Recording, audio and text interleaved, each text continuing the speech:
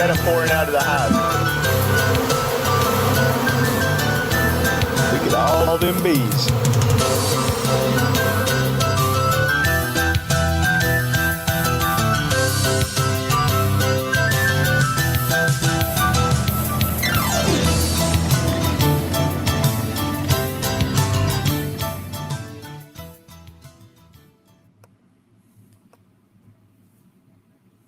Okay.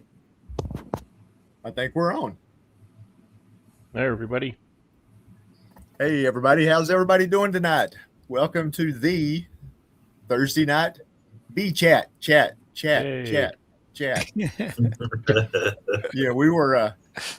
we've got some echo troubles. If you tuned in to the stream team last night, they had some echo issues, and tonight we've got some echo issues. So I believe it's some kind of a StreamYard something going on, but we think we've got a workaround.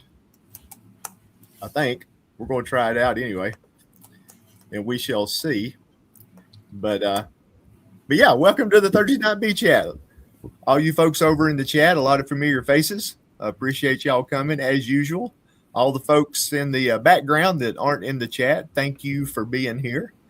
And of course, our illustrious panel here. Got a new face here. Y'all might not recognize this JW feller that's down here in the corner sitting in front of a really big bottle of honey. That man, that's a biggie size. So but yeah, welcome JW. I'm glad you're here. Now, you don't have to be quiet the whole time. Well, very welcome. I just thought I'd pop in for just a minute or two, see how things went. Aggravate you fellas. Well, it's good to have you on here. Let's see, we echo when JW unmutes his mic. But it ain't his fault. There's some weirdness going on. So y'all will just have to put up with it. But yeah, it's good to see you, JW. We know you had a little bit of surgery done, but it looks like you're doing real well coming out of that. Well, I'm surviving. I'm doing all right. A little sore yet, a little pain, but nothing unbearable that I can't stand. Yeah, you said you had about 90 supers you're going to have to pull. You're going to have to get them legs under you. Well, I've got a good friend, Mr. Ramsbottom. It's going to be out here a week from today, and I'm gonna hunt and point, and I've got my youngest son, my baby, retired about 2 weeks ago, and he's gonna help Matt pull my supers and stuff, and I'm gonna hopefully by then I'm supposed to meet with my orthopedic man in the morning. Hopefully then I'll be able to at least get around, and I've got a little old trailer that I put them on, Keith, when I pull them, stack them, and hopefully I can take I shouldn't call it my fartmobile, pull that little trailer and I can stack them on it, and I can pull them up at the shed, and one of my grandsons, when he gets off work, is going to come out and unload them and move them inside. So I haven't tested anything for moisture, but I think I'll set them on pallets if I need to and fan them. And I'm drawing I've got my air conditioner on in my honey house, and it's 30 by 40, so it takes a while to draw it down. So that's the story on my end from what's going on, but I think I'm going to be able to get them off and see if I got any of that stuff that you call so great. You think you're going to have a pretty good pull? Time will tell. I feel like I'm going to have, maybe 335. We'll see. So that's why you got those big bottles right there behind you. Well, that's just a standard bottle. The picture I took the picture, like when you're showing off a big fish, I took the picture up close, and that's just the background makes it look good. It's some of my black locust honey. You know, we'll see if we get any around here. We had a lot of rain. It's still raining here. We still got a flow going, fellas. I hadn't been out of the house for 2 weeks, but yesterday I got my youngest son to bring side by side. He's got a big fancy side by side with air conditioning and all that in it, and he come and got me, and we made the rounds, and I checked all the landing boards on the hives and stuff. So I think I'm in pretty good shape as far as testing any honey. I don't know how wet it is, how dry it is, because I went down 10 weeks ago. And the last I was in my bee yard was 2 weeks ago Sunday. I participating in the National Honeybee Survey. I don't know if anybody else is or not. And it's there's 22 of us in Illinois that's participating. And the head apiary inspectors were out here, and they're testing. They took live samples, dead samples, and they tested a total of, I think, 12, 15 hives out of my I think I've got 91 or 92 right now. So Wow. But that's the last I was in the hives, and I had 3 hives. There's a little on the spicy side. It run them out of one.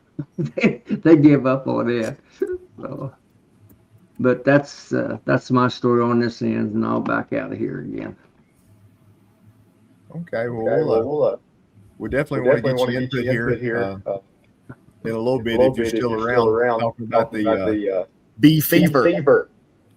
Well, I had to do a little ciphering up this afternoon. Y'all you'd sent me that notice of what your topic was going to be, and I had to figure out 1955 is when I had my first experience with honeybees.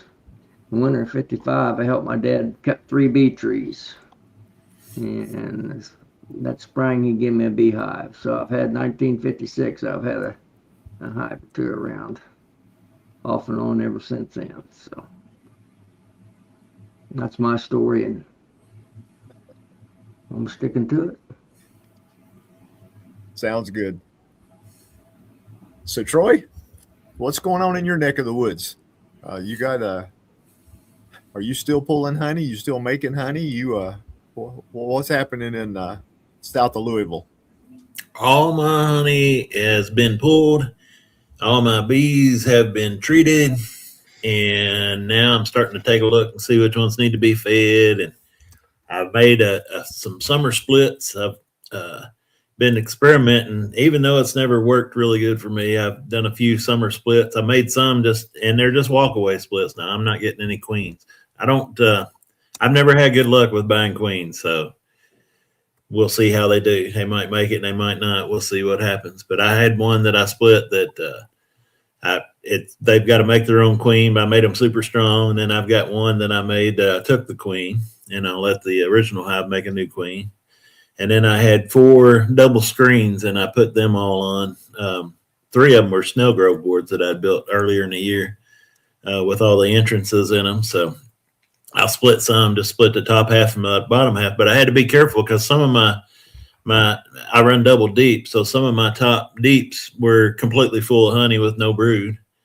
And then some of my bottom deeps were almost completely empty. So you had to be careful, make sure they were strong enough, had the right bees in the right places. But we'll see what happens with them. But I went out to the build-up yard today. I've always wanted consistency. There's so much variability in these bees, and it seems like they're all different all the time. And I went out to the build-up yard, and although I didn't think my home yard and my out yard were that consistent, they're a lot more consistent than my build-up yard with the queens from somewhere else. So they're kind of all over the place. I had 2. One I thought was a dead out. They wasn't flying at all, but they're having some bad problems, and another one wasn't far behind it. And had some that wasn't doing anything, had maybe 3 or 4 frames of brood or 3 or 4 frames of bees. And then I had some that were completely packed out that were heavy and had honey and brood all the way across the top. So there's probably 24 hives out there. 20 of them were nukes that I bought. And they're all different stages. They started out like gangbusters. There was full pattern, the queen pattern was awesome and they all started out great, but now there's a little bit of everything out there. So I'm trying to feed and get a little more consistency in them, and I'm gonna try to keep staying out. The feeding them will help me stay out there every week, and I'll be out there with the feed, and hopefully I can get them all kind of equalized or a little more consistent before I get into the winter or whatever. So we'll see how they do. I made a video. I hadn't had a chance to do anything with it, but I made a video out there. I used my little battery operated pump again. I love that thing. I should have bought that. It probably wasn't around 10 years ago, but if it was, I should have bought it then. That thing takes a DeWalt battery and does great. It makes it so easy to feed the bees out there. So Yeah, it seems like that's a cool little trick you got there. yeah, I like it really well. I had a hand pump that I used that was about the same thing, but being as lazy as I am, the battery operated seems to work a whole lot better. On making queens, so you still got quite a few drones in the hives? Yeah, there's still quite a few in there. There's not as many as there was, but there's drones in there. I think they'll be all right. It's just like I say, the variability is so, the hives are so different. Some of them will have a lot of drones and some of them won't hardly have any. So yeah, but I don't know. I walked out the door early this morning, and knew there was a issue here at the home yard because there was bees flying around my front porch. I looked out and I could see bees flying everywhere. I was like, well, there must be robbing again. And I went out there, and that top half where I separate them with the double screens, there was one of them that they were robbing out. I went out there and closed them all up, left them closed for a while, and then when I opened them up, I left them about a 1 bee opening. Yeah, But I still think that one box they were working on, I think they're going to get it all. I think they're robbing it out pretty good. But the rest of them are, they was just after that one. So I don't know. Yeah. It's always something. Always something. Yep. I did my last, my 5th treatment on my first round of my OA treatments for July, August. So that went well. But I'm seeing the same thing you are. The hives, I opened some of them up later today. I had to, I moved a nuke into a big box, pull some feeders off a few, move some feeders to some other ones. But yeah, they're quite a bit of difference in the hives going between them. One size does not fit all right now. So some of them are fat and heavy and some of them need feed. So that was one thing I had in my notes tonight. Tell folks to get out and check your bees, be tilting them, picking them up, see what's going on. I bet you're going to have some light ones out there you might not have thought about that you might need to get some feed on. I know it's awfully early for that, but it is what it is. Yeah, you got to do what you got to do. It's weird because like I say, there were some of them that was full in the bottom and empty in the top, and others that was full at the top and empty at the bottom. They're just so variable. And it did, I didn't think that my home yard and that out yard were that consistent, but they're a ton more consistent than that build-up yard. So maybe I am getting a little consistency, in some of all these bees were caught from feral stock and swarm traps and splits and all that from them. So their beginnings was from feral stock. So I think that is a little better bee. And like I say, I just have trouble with buying queens and getting them to last or be consistent. So yeah, maybe that, I don't know. We'll see how they do. We'll see how these build-up hives go through the winter before I make a decision on them. But I don't know. I have a hard time getting bulk queens to do good for us. Yeah, it happens. I got Dwayne waiting out in the studio, but with my freebie version, I don't think I can let but 6 in here. What happens if I try to add him? Yeah, it says I'm limited to 6. I'll hop out and come in later. Well, I hate for you to do that, Brian. It's okay. I'll listen in and I'll hop in at another time. I got work to do, man. You guys, I'm procrastinating. So I'm still in Okay. last week's He's conversation with burnout. So Yeah. I'll listen in for a little bit, but I'll let him in and I'll hop on later. Good seeing you guys. We'll see you Good back seeing here in just a little JW. bit. See you, Brian. There's Dwayne. Oh, How you doing, Dwayne? pretty good. How you, Keith? Doing good. Doing good. We're just going around the horn here to see what's going on. Yeah. I thought I'd hop on here once. I'm normally driving when this is going on, so I'm mostly just listening to y'all while I'm driving. I'm just dropped the trailer up here at Corsicana, Texas. So I'm sitting still here probably for the night. So Okay. So you're in Texas? Yeah, I left Joplin, Missouri.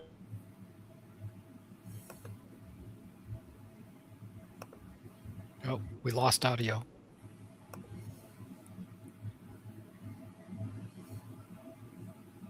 Yeah, we lost you there, Dwayne. Hell, I'm just on my phone, sitting out here in the truck. Can you hear me? Okay.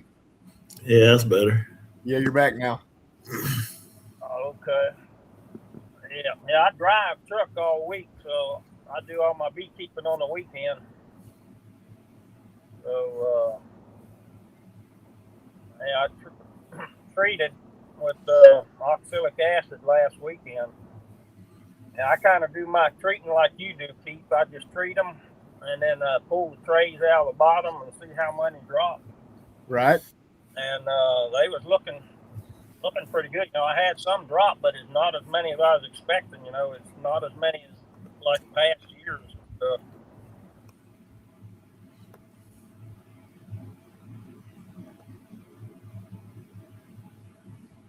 Uh-oh. Lost him again.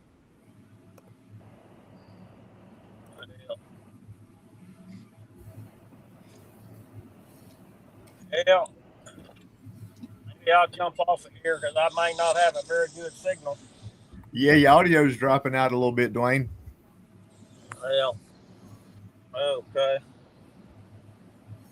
Well, I'll just say hello to everybody, and I'll jump off of here. Oh, okay. Well, I appreciate you popping in. Yeah. All right. I'll be listening, though. Okay. Thanks, See ya. Dwayne. Let's see. How do I get out of here now?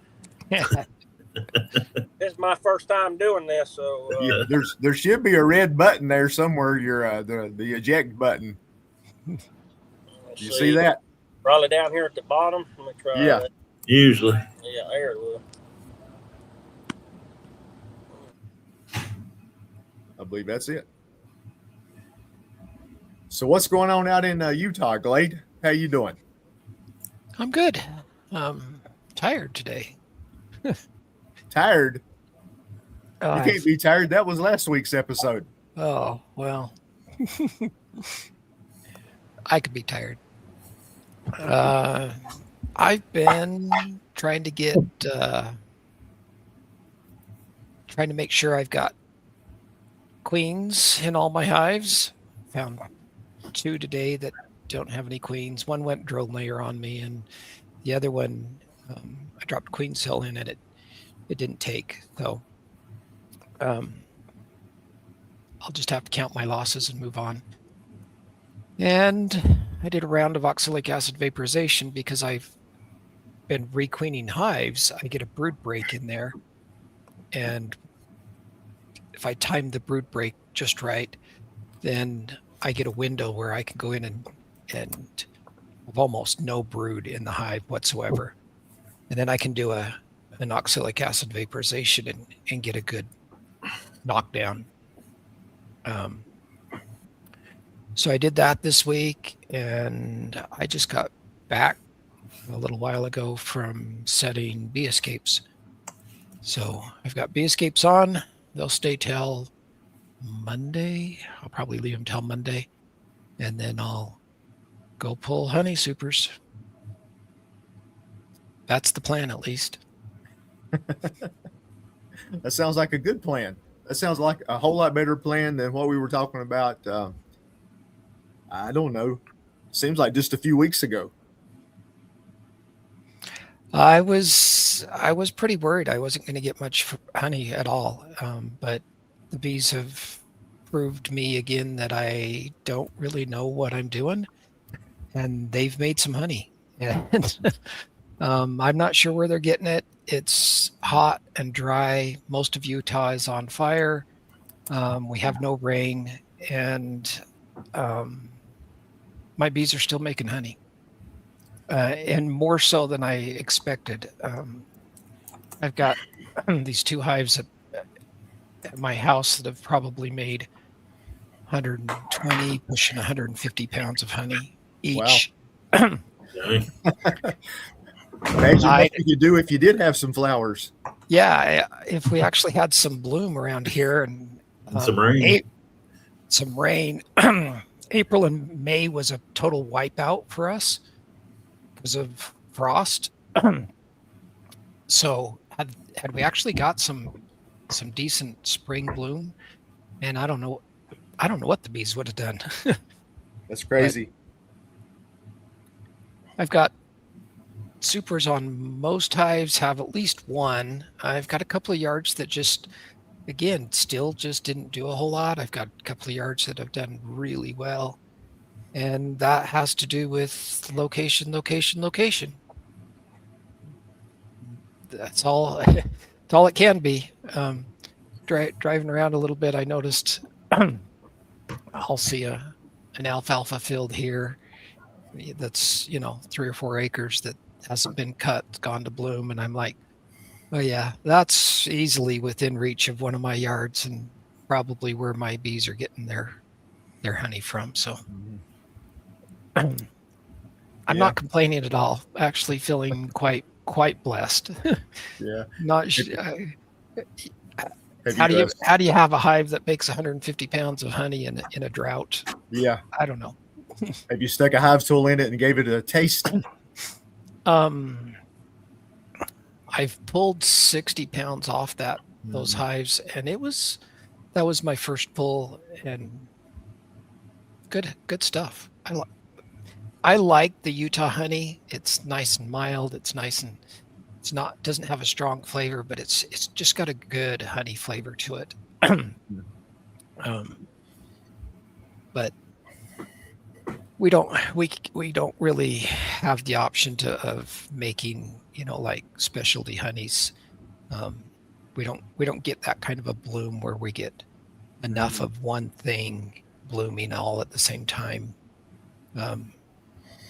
We usually have several things blooming at once if in the spring, and so we can't make those varietal honeys here unless you've got there's very few places that have enough monocrop other than alfalfa, but we don't really get like a sourwood flow or anything like that. We don't get a blackberry flow. We don't get those. Okay. You just get a flow. We just get a flow. That's a mixture of whatever. Yep. Okay. Wildflower. Yeah. Okay. But good deal. That's definitely a lot better news than what we were talking about a few weeks ago. So that's awesome. Yeah. So glad to hear that. Well, Brad, what's going on up in the Great North? Well, our real hot weather has mostly, it's moderated. Let me say it that way. It's nice. It's a nice warm now, not a hellish hot like it was. But the flow is trailing off here. I did actually see the bees browsing some comb that I had in the apiary. I was working on my nukes, and I had some comb that had been extracted last fall, so it was sticky, and I had some bees browsing that, so you can tell that they're not distracted by nectar flow somewhere in the area.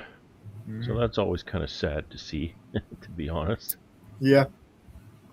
Last time we talked, you were stacking supers on. Have you added some more supers, or you think you're in a good spot right now? No, I haven't added any since, and I'm sure I won't. They probably won't fill even the top super that I have on there, but I always want to make sure they have lots of space. Yeah. They get kind of demoralized if everything gets filled right up. So so at this point it's just kind of a waiting game. I was for the production hives. I plan to get some Formic Pro on here pretty quick, probably Saturday.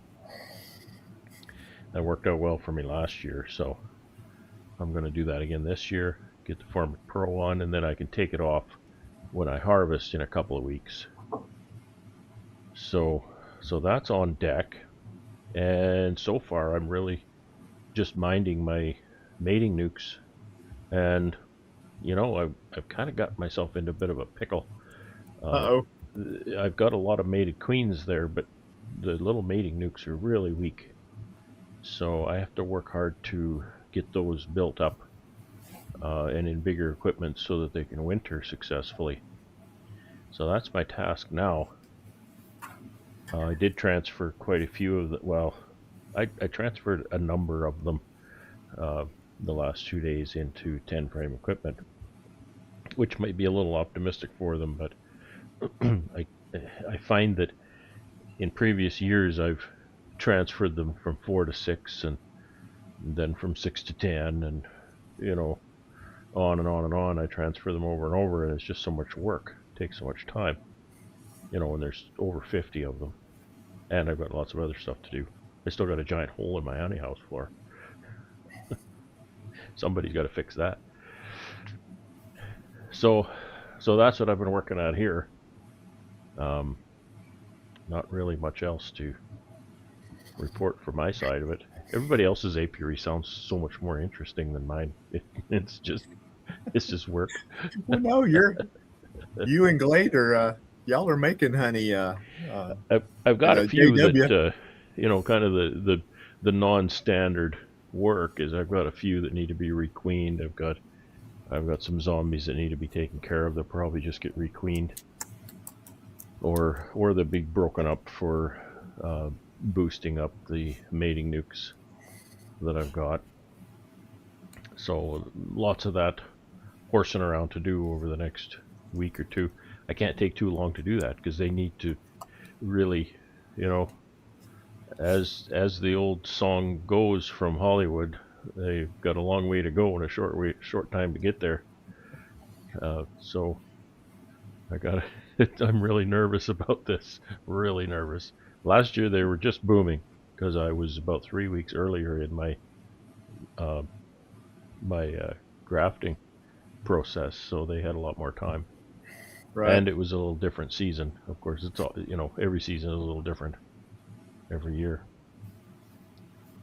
So yeah, we're all looking forward to watch the harvest for you and Glade and JW. Yeah, I know Clay's still bringing some in too. We'll get to him here in just a second. yeah, it'll start. I'm probably, let me look at the calendar. I'm probably gonna set escapes usually along about the 25th of August.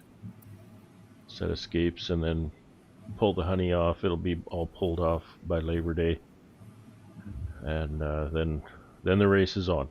Feeding, treating, all of that nonsense. The nice thing about doing the Formic in August, I get that on now, let it sit a couple of weeks, and then that's a pre-fall treatment, right? Mm-hmm. So it used to be so that once I pull the honey and I get my feed pails on, I got to start treating right away. I got to catch up. Like I'm playing catch up on that.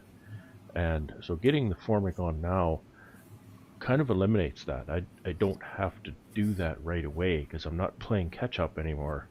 I've got a good treatment on there already. I've killed most of those mites already, and I can then start in with the oxalic acid vapor, through September into October as time permits, which time doesn't permit much in September, October. Mm-hmm. Good deal. So Clay, good to see you in here tonight. Good to be How's- here. How's things going up in Virginia? A lot better than they were. You getting some more rain tonight? Just a little bit. We got a little bit today. Your video you just put out, I think it was today, was it not? Or did I just see it today? Yeah, I put it out today about how the season went. Mm-hmm. Yeah, where you were saying how your girls were shooting that straight shot Yeah, out of the hives going Yeah. to get something. Well, mine were doing that today and yesterday. Oh, what are wow. they going after? I think it's soybean. I've got a soybean field it's probably 600 yards from me. It's Mhm. probably 20 acres. And I didn't look to see if I had bees in there, but I looked, you see the blooms. The blooms are starting to come in. The purple, they're a purple Right. color. Right. So I don't know. Hopefully they'll fill their part up. I don't want them really filling the supers up with it. I don't guess. I don't know if that's very palatable. I Yeah. don't know. I don't know what it's like.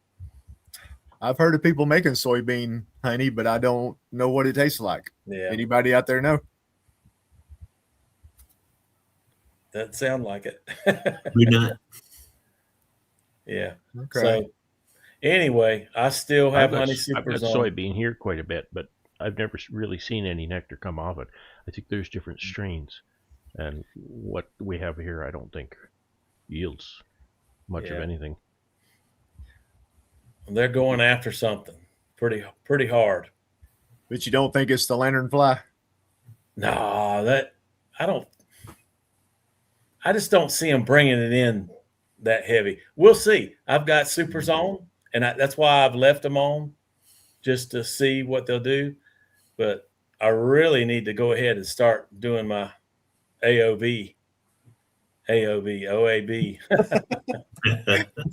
see what the pressure You were of close. a camera's in your face and a mic. A little bit of pressure there. Yeah, it's a tough crowd here. Yeah, especially the background when Tom's back there. Yeah, Good to see. I was looking to see JW. what color soybean honey was. Somebody said it was green. Said it was a greenish color. Really? According to Russell. Okay. Typically a light amber or very pale with a mild flavor and aroma. Well, you should be able to tell the difference between that and lanternfly. They're like direct opposites. Yes. It doesn't matter how small of amount is in that honey. It hits your tongue at the end, if nothing else, It's Yeah. When I took don't the like bottle up and I did that presentation to my bee club about lanternflies, because they're just one county away from us, probably the next county over, 25 miles from here. yeah. But Clay sent me a bottle of honey that I could give samples, so I gave everybody a shot to eat some lanternfly honey, and most of them did. A few of them didn't want nothing to do with it, but that final the end taste, aftertaste is what turned off everybody. The initial taste isn't bad, but they all described it as a medicine like taste there at the end, and they just didn't like it. Yeah, it's the thing is when you first taste it, you're tasting the honey. If it's sourwood or if it's tulip poplar or whatever else, blackberry, whatever you've got in there, and they add that in there into however many cells, and it all gets mixed together, and it can be just a little hint of flavor, or it can be black and strong and pretty bad. So just all depends on how much they put in the combs. That's interesting. Yeah. I'm sure we're going to have some of it here before long. Yeah. The way you pull your honey, though, you should be okay. You know, that last little bit you pull, Yeah. that's where you got to be careful, you know. Yeah, that's going to, yeah, I agree with that. I'll be able to pull all the early pulls and separate it. But yeah, the last one, they would really be making honey right now when I usually don't have a flow. So, I mean, that's a good thing. That way I can separate it and figure out something to do with it. But people buy it. People want it. Yeah. Young kids, I call kids, you know, when you hit 60, you know, 35 and under are kids. But when you tell them it like comes from flavor. When you tell them it comes from honeydew, do they ask what honeydew is? Yeah. Okay. I don't even call it honeydew. I just tell them the truth. I said it comes from lanternfly poop. And they're good with it. Yep. So, cool. Yeah, I'm straight up with it. I mean, the marketing piece of it is the part I can't get over. So yeah, I guess if folks are good with it. Yeah, I've had people take it every day. They're supposed to be the best for them. Yeah, they're supposed to be healthy stuff. Spoonful a day. So, I don't know if it's going to keep the doctor away, but a bug poops it out. Another bug licks it up, takes it back home, and throws it up into a cell. So what could go wrong? A lot going on there. On that. I we don't know. A lot going on there. I don't know how many bottles I could move telling it like that. That's a good one, Brad. He's a marketing specialist. Of a chart, a cycle of how this stuff is made. It's like, okay, it poops out of here, and then it pukes it into here. Well, the cool thing is the lanternfly, they get on the trees, I mean thick, and it's a shiny poo. It's as shiny as you'll ever see. It looks, I don't know, just sticky looking, but it's, you know, it's thin and it's shiny. But what they say is their bodies absorb the proteins out of the tree of heaven and they poop out the sugar. And that's why the bees collect it. I've actually seen bees on it this year. I've never seen them on it before, but this year I've seen them on it. So, you know, and then after, I don't know, let's just say a couple weeks, all that beautiful, shiny looking stuff turns black. So, do the bees still forage it at that point? No, it's all dried up by then. Oh, okay. It's just black. You can be going down the highway, Keith, and where the tree of heaven trees hang over, it'll be the signs, the highway signs will be black. Wow. And you know, the road, you know, you can tell. Yeah. The sides of the trees are black. You know what it is once you've seen the whole cycle, you know. Yeah, I actually bought some stuff this week. I can't remember the name of the chemical, but you can spray it on the bark of the tree down towards the bottom, and it'll kill it. Yeah. So you can't just cut the things; then they'll just sprout everywhere. You gotta kill the roots. So I've got quite a few of them around here. I'm gonna do what I can, but I can't kill all of them in a 3-mile radius. No, I see it everywhere. You know, we travel a lot.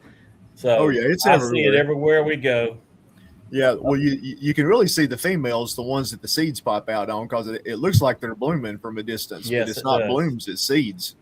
So that's why they're spreading so much. There's huge clumps of seeds on those things. So, yeah.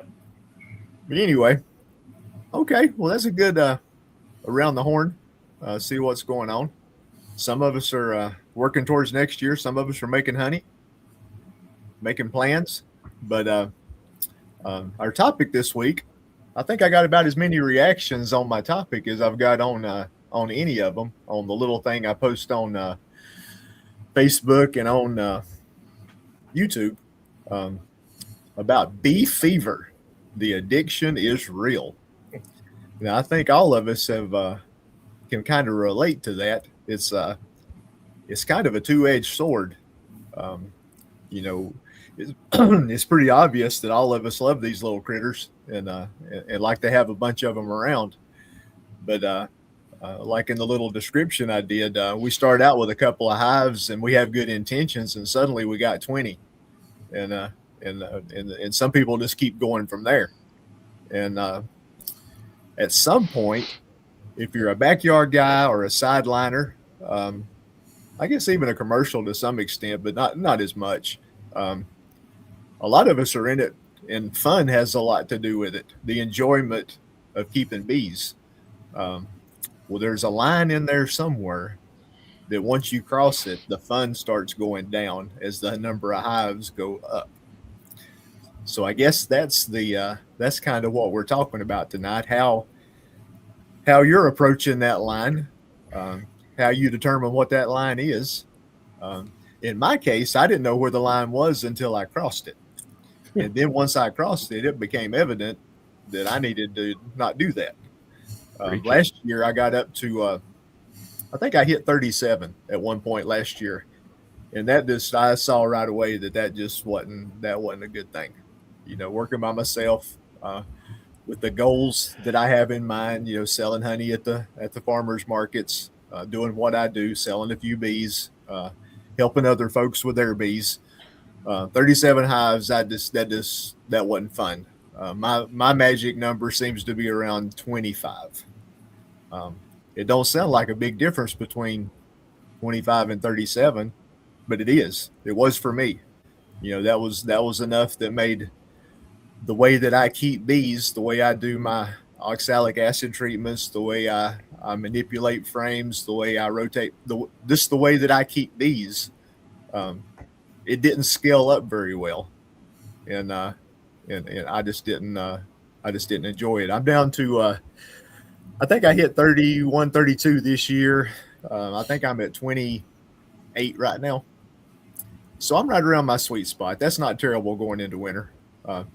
I'll probably lose another queen or two. You know, strange things always happen at the end of honey season. You know, strong hives you thought didn't have a worry in the world, suddenly, like Troy was talking earlier, you know, something gets robbed out, you lose a queen, somebody absconds, you know, all kinds of stuff seem to happen in the fall, but or late summer.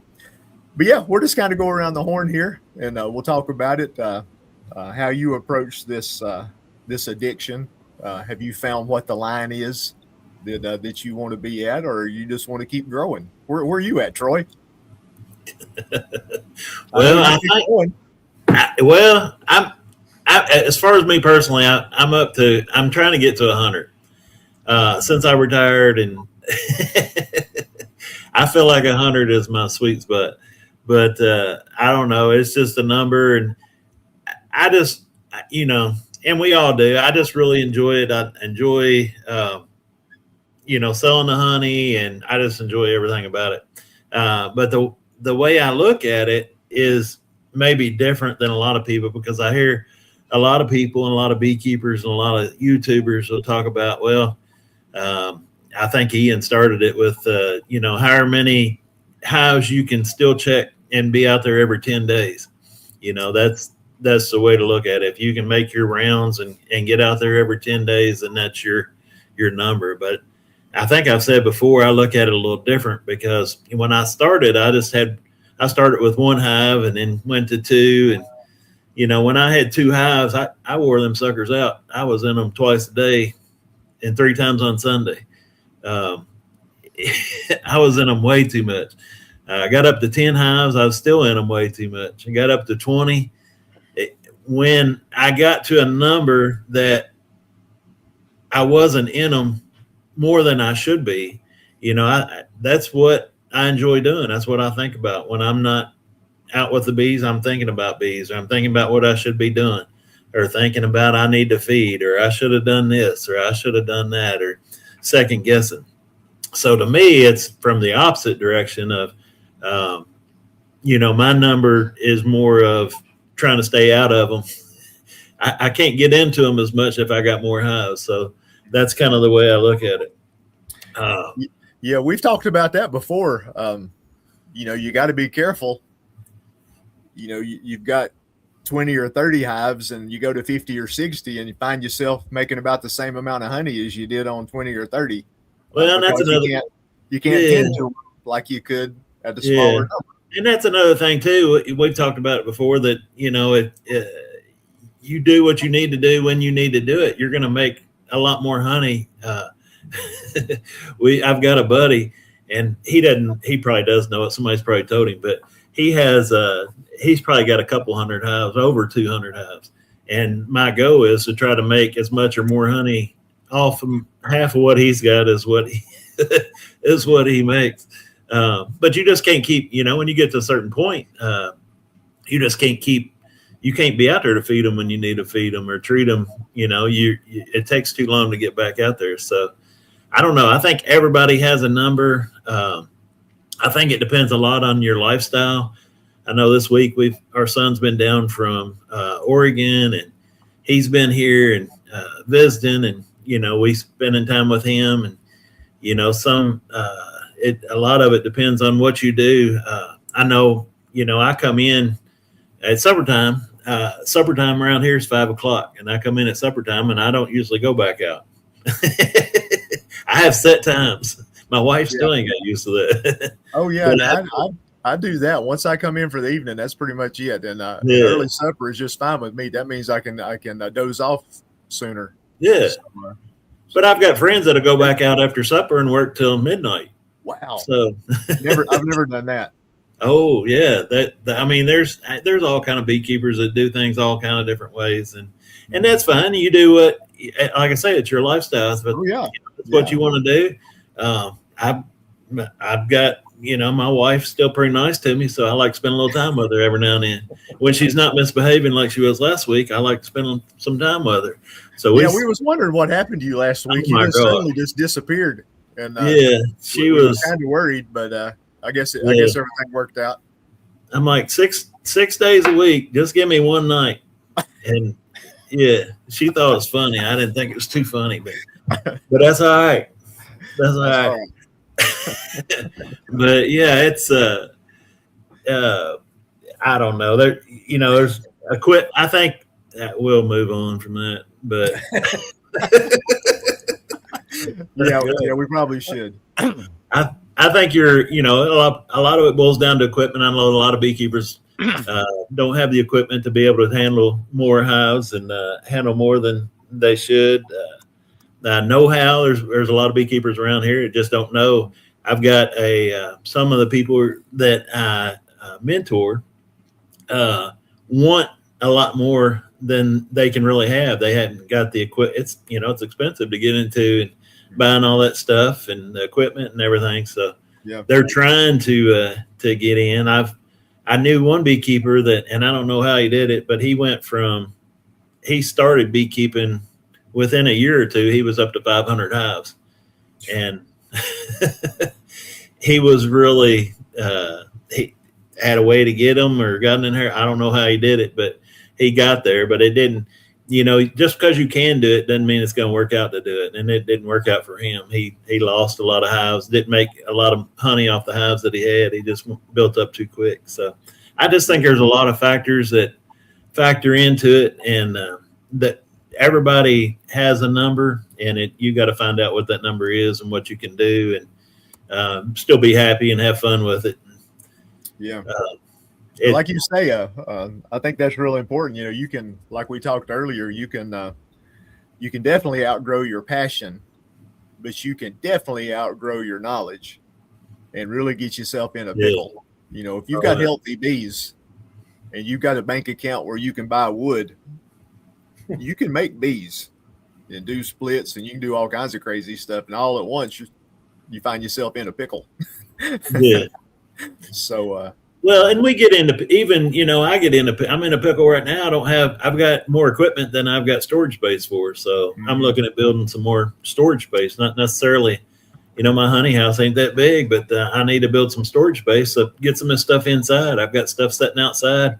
It's painted and it sits outside when it's got bees in it, and it's got propolis on the inside, but it ain't going to last out there forever. So I need to get it inside. So you got to look at everything. There's a lot of factors that go into it. and as far as what you can do and or what you should do.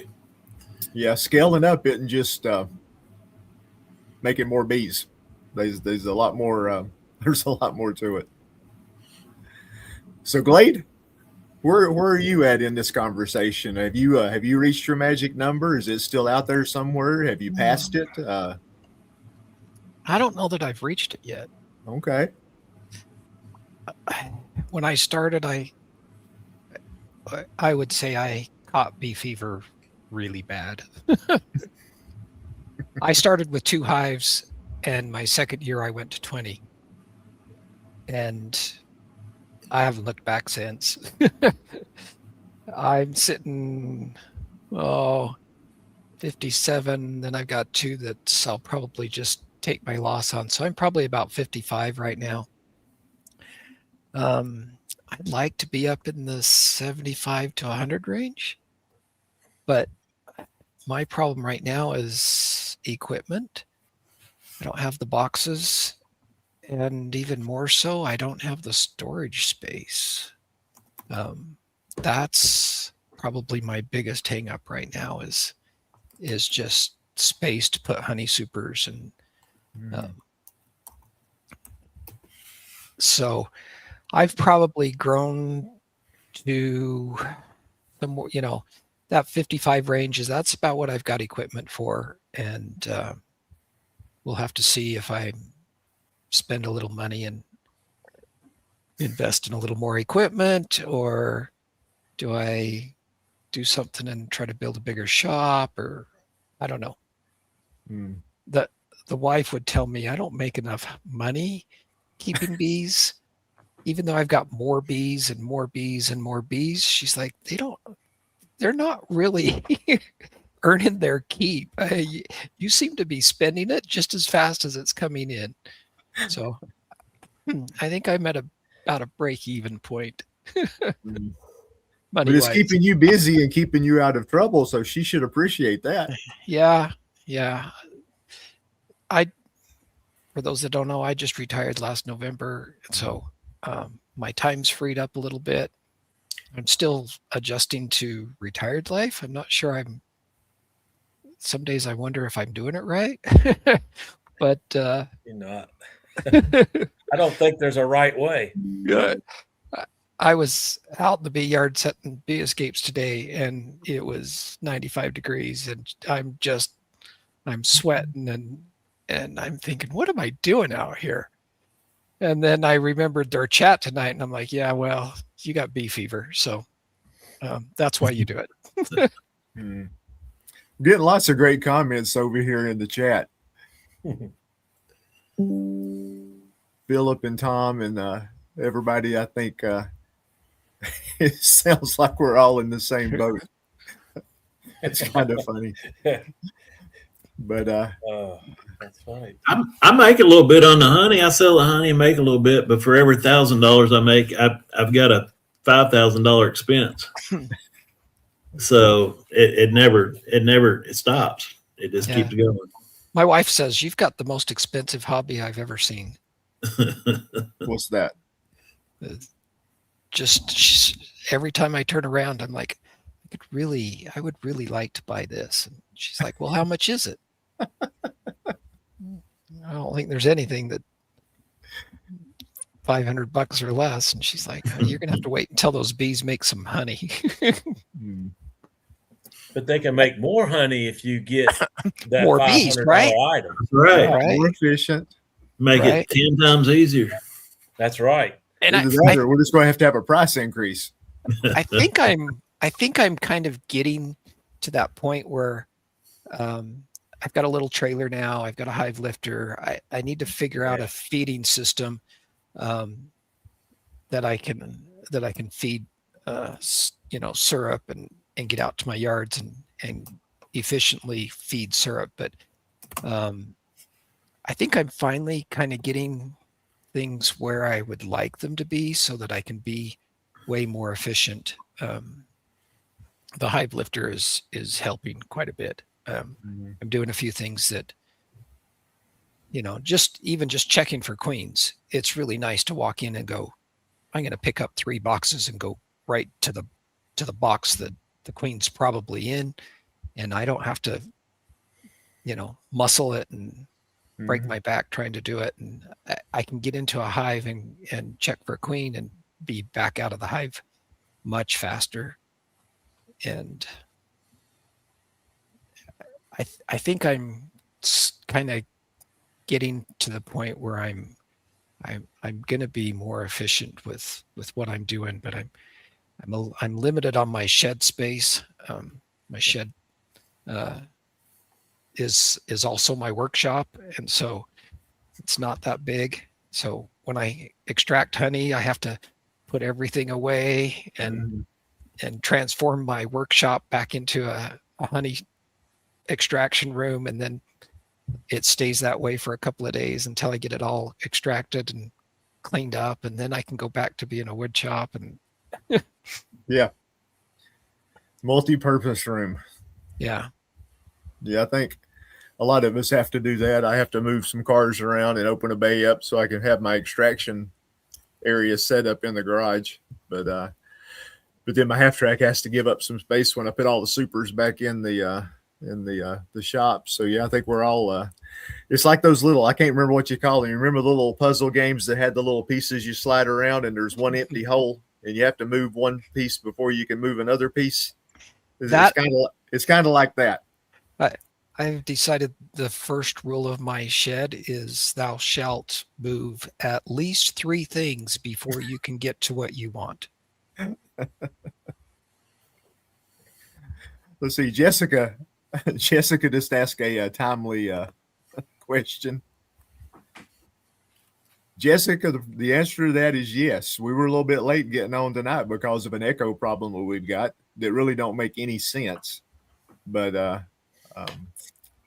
we're working around it. But yeah, it seems to be StreamYard. Brian said they had the same trouble on the stream team last night. So something's going on with StreamYard. Don't know what. Hopefully they fix it. But JW has been awfully quiet here. Let's give him the floor and let's hear his thoughts on this. Is it an imaginary line or is it a definite line? What's too many hives, JW? And how do you figure that out?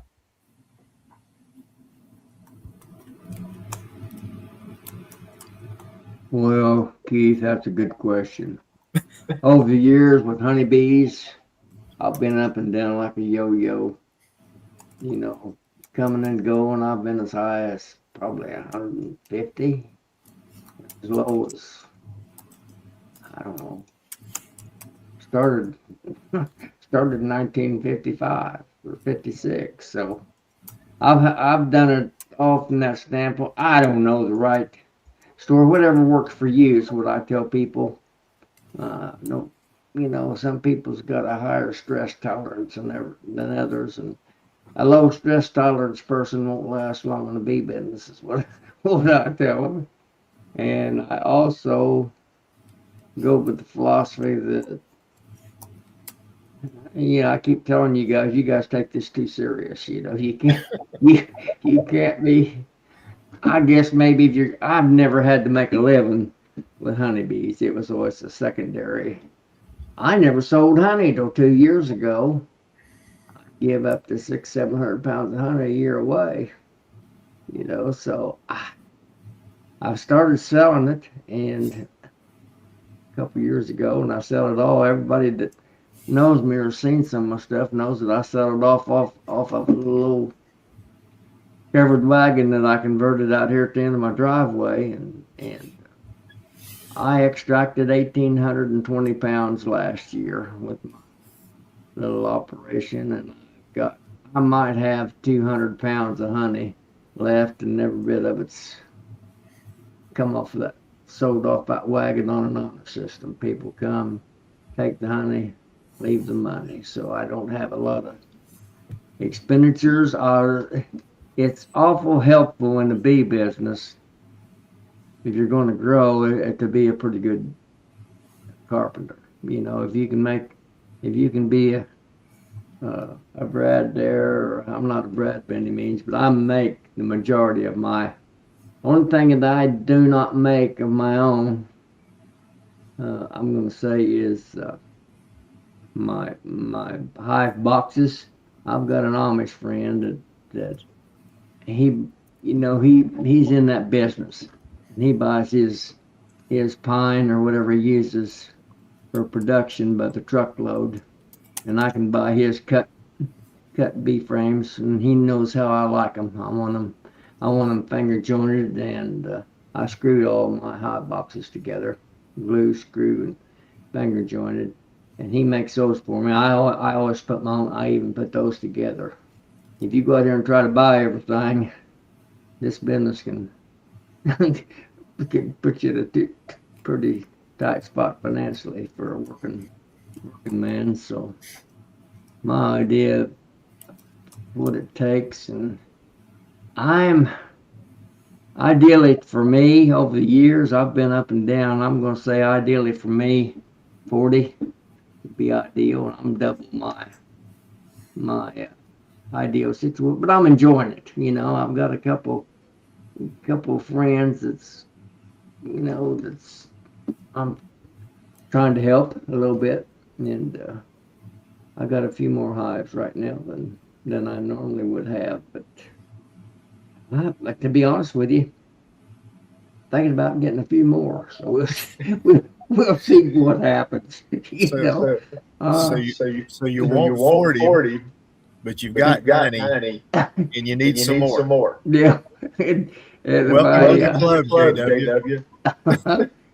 If I come out of this deal, I'm only 82. If I come out of this deal, get where I can work again, I'll be back at her. But I love bees. I love beehives. But I don't like honey. So, and I love getting stung. So that's the main reason I do honeybees. So don't take it too serious is what I tell folks, and do what you're comfortable with. Make it like he said. If it's not fun,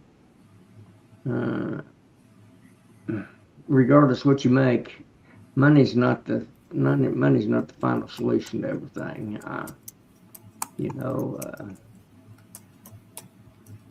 And guys that's doing it for a living, they have to make money at it, granted, but I don't know. Do what's comfortable for you. And people ask me, what's the right answer? And I said, whatever works for you. Don't be afraid to experiment, and don't be afraid to work, because if you keep bees and doing right, you got to spend some time with them, and you are going to have when you get to that, I'm going to say 40, 50-ish, you're going to have a full-time job if you're running an individual operation. If you're a wealthy man, got 5 hard hands, why, you can handle more than that. But one-man operation, it keeps me pretty busy. Right now, I think I'm right. I think if I ain't got a dead out or two stuck around out there, I think I've got 92 active hives. Okay. Depends on your operation. Good deal, JW. Okay, Brad, you're next in the barrel. Now, I know you've had probably quite a few more hives before than you've got right now, based on some of the poundage numbers that you've made. So, are you still in search of the right number, or do you think you have the right number? Where were you at? Yeah, I have a little different story than a lot of guys. Because when I started, let's see, how old was I when I started? I think I was 49 when I started. And, that's a ripe old age for somebody who wants to make a living keeping bees. Because it really taxes a fella, right? Physically. And, I mean, I'd been sitting at a desk for 25 years for a job. And so when I set out, at that point, I set out to run as many colonies as I could, because I wanted to make this my job. And so I wanted to make money. I wanted to make my living. And I found that running it all by myself, like absolutely 100% of everything all by myself, that's pretty hard to do. You do need some help with some of it to, make much of a living, make much of a profit, let alone a living. So yeah, I built up as fast as I could go. I think Glade was saying that he jumped in and grew really fast.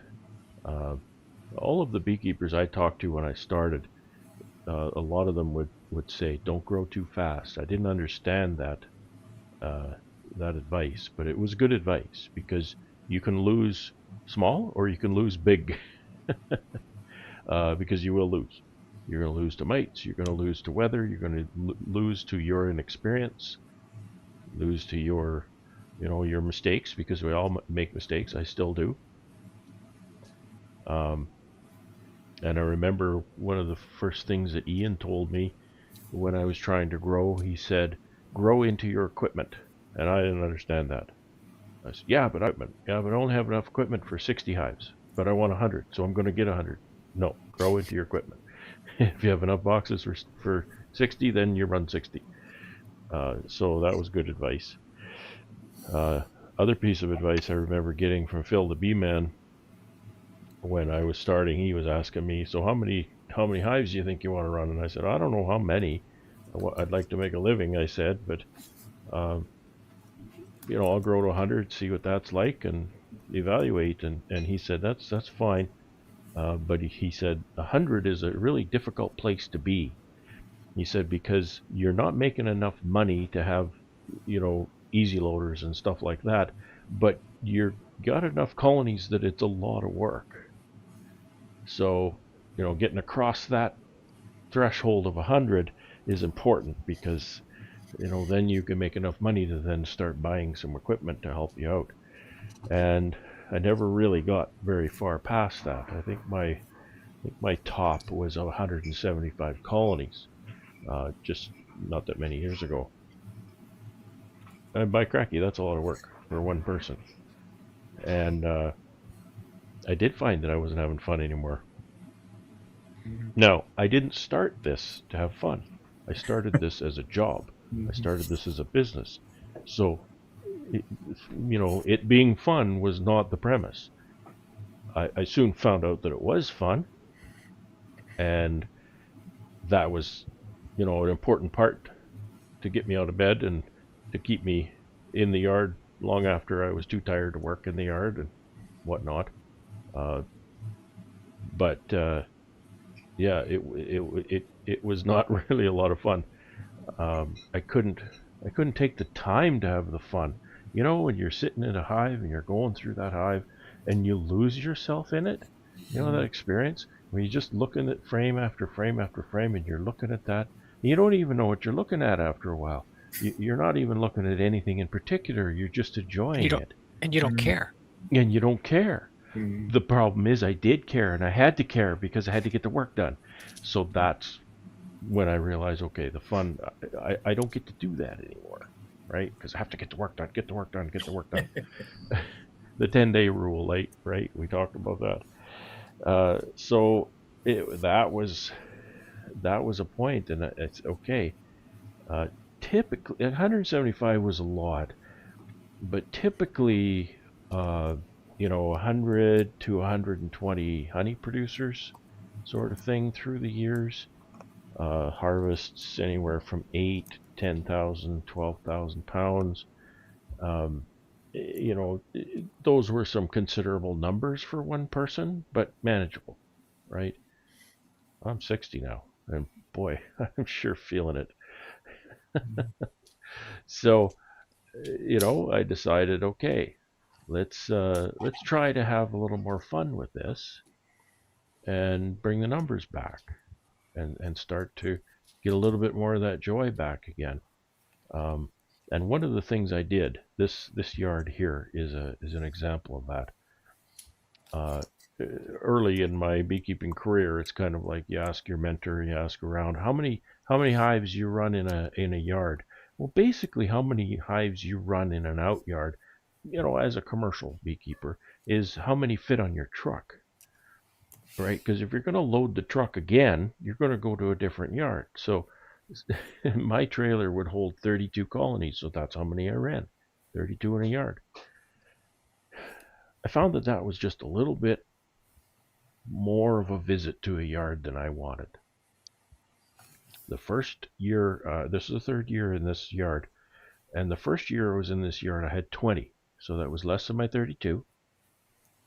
And I found that going to that yard and working 20 colonies was a totally different experience than going to a yard and working 32 colonies. I had an out yard of 40 colonies one year. It's just something about going to the out yard and having to spend that much time and effort at the out yard, working the hives. This yard, 16, and that decks out really nice with my paradigm and how I set my hives up and whatnot.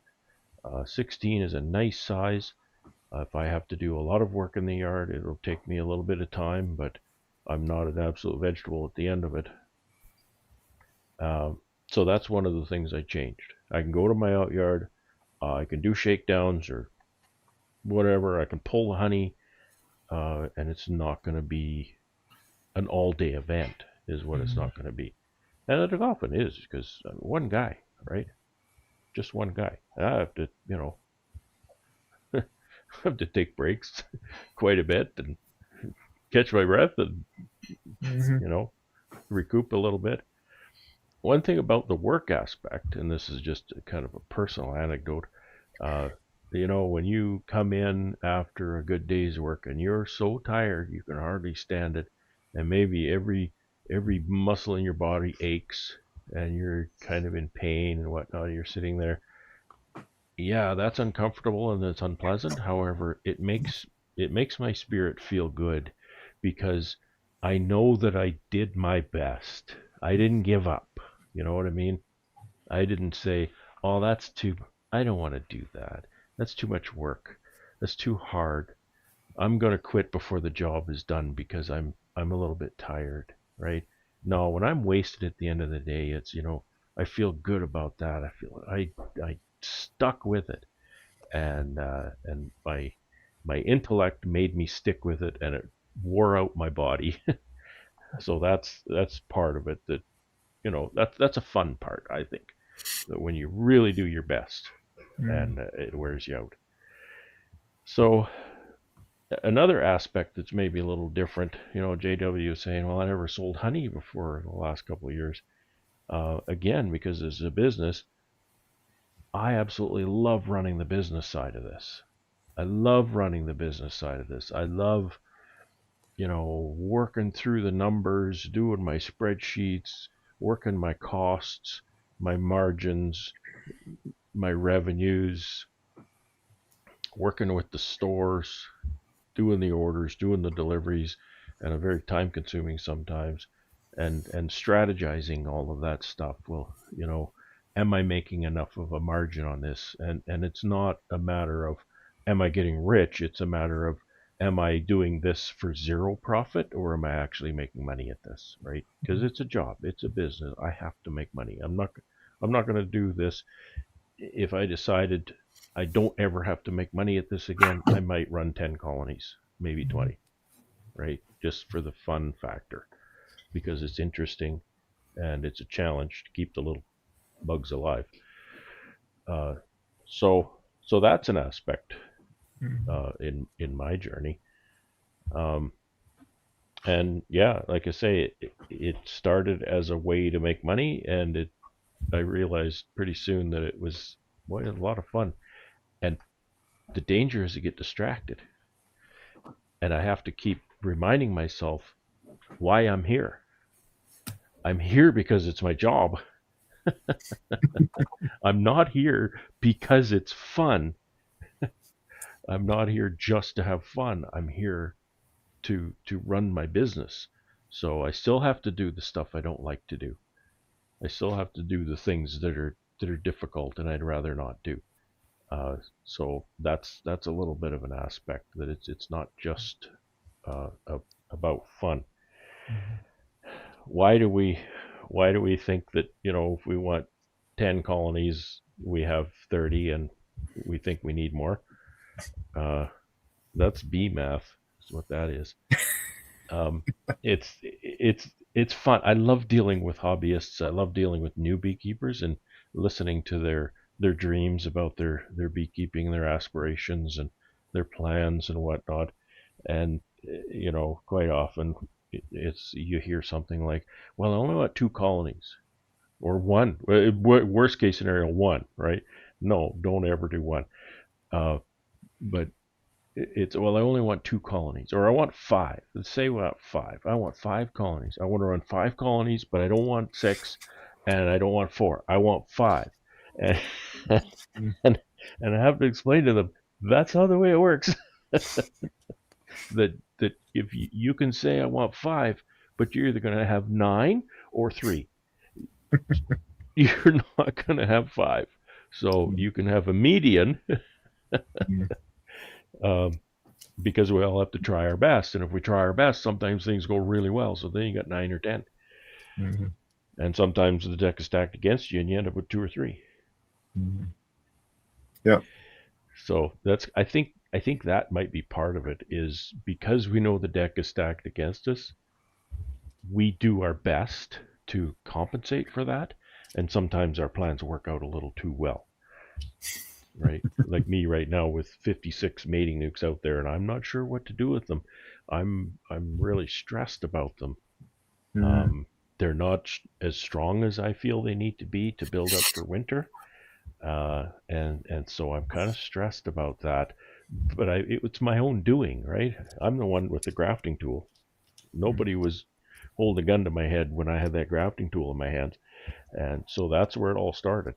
And now I'm paying the price for my own I don't know what you call it, but it's often what happens.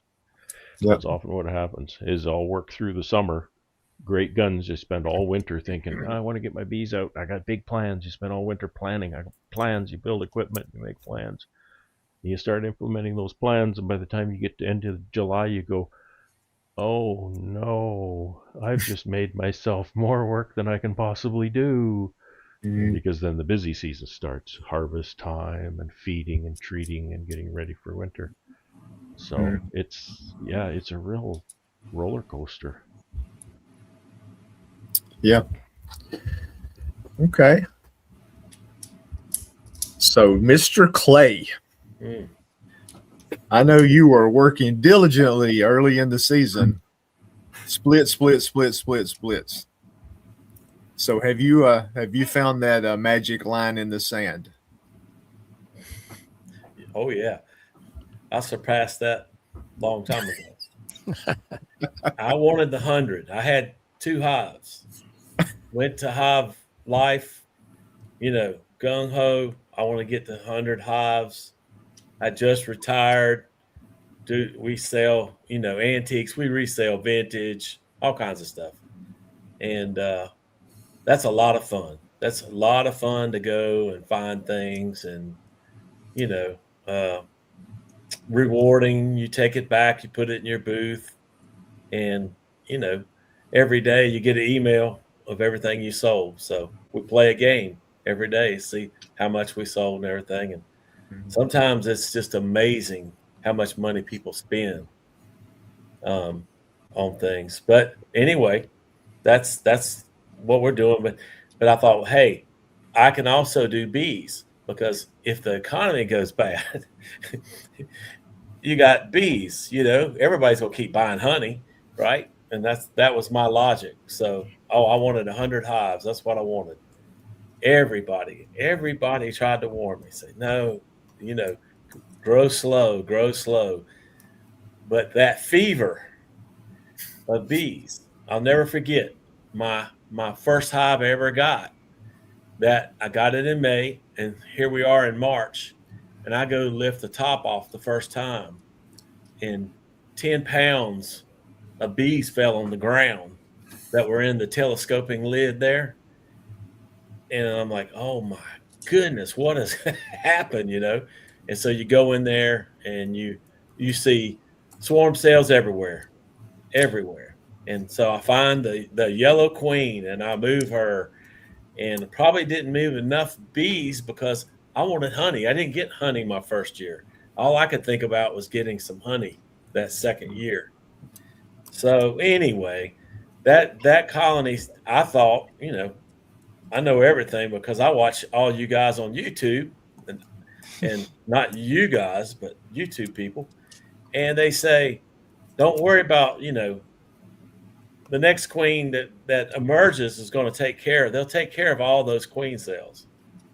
Well, 8 swarms later, that's how quick I grew just there. And then at my mentor, she had a lot of swarms too. And I don't know, I ended up with 26, probably around 26 hives, just like that, So, and wanted more. I'd go people call me and I'd go an hour and get a swarm, that's the fever. That's the fever in it. Then all of a sudden, then you start really, really growing, and you get a heavy, deep super, your second super on top, and you got to pick that thing up, and it's full of honey. And, man, that's heavy and all, but, no big deal. You set it on a lid or whatever, and all of a sudden, you wake up in the middle of the night, and your hands are killing you. My hands never hurt in my life. And like, what in the world's going on? And you realize it's from those little finger holes and 80 pounds, So reality sets in that, maybe 100 hives isn't my goal. Even though I bought up enough equipment probably to come close to, I don't know, being able to handle, well, I've got 67 right now, so probably be able to handle 75. So I still have boxes that I've never built that I bought from Rossman, his little budget boxes that you put together. I came home from Hive. No, that was not Hive Life, but the Expo. I came home with a van full of his boxes so that I could grow that next year, and I got them so cheap. But reality is I don't have a fever anymore. It's the bees have whooped that out of me. I still love it though. I still love looking at the bees, looking at the queens, teaching people about bees. But there's some serious work involved in having a lot of hives, and you're the only person doing it. Mm-hmm. And you really still don't know what you're doing. I'm still learning. I mean, this is my 5th year.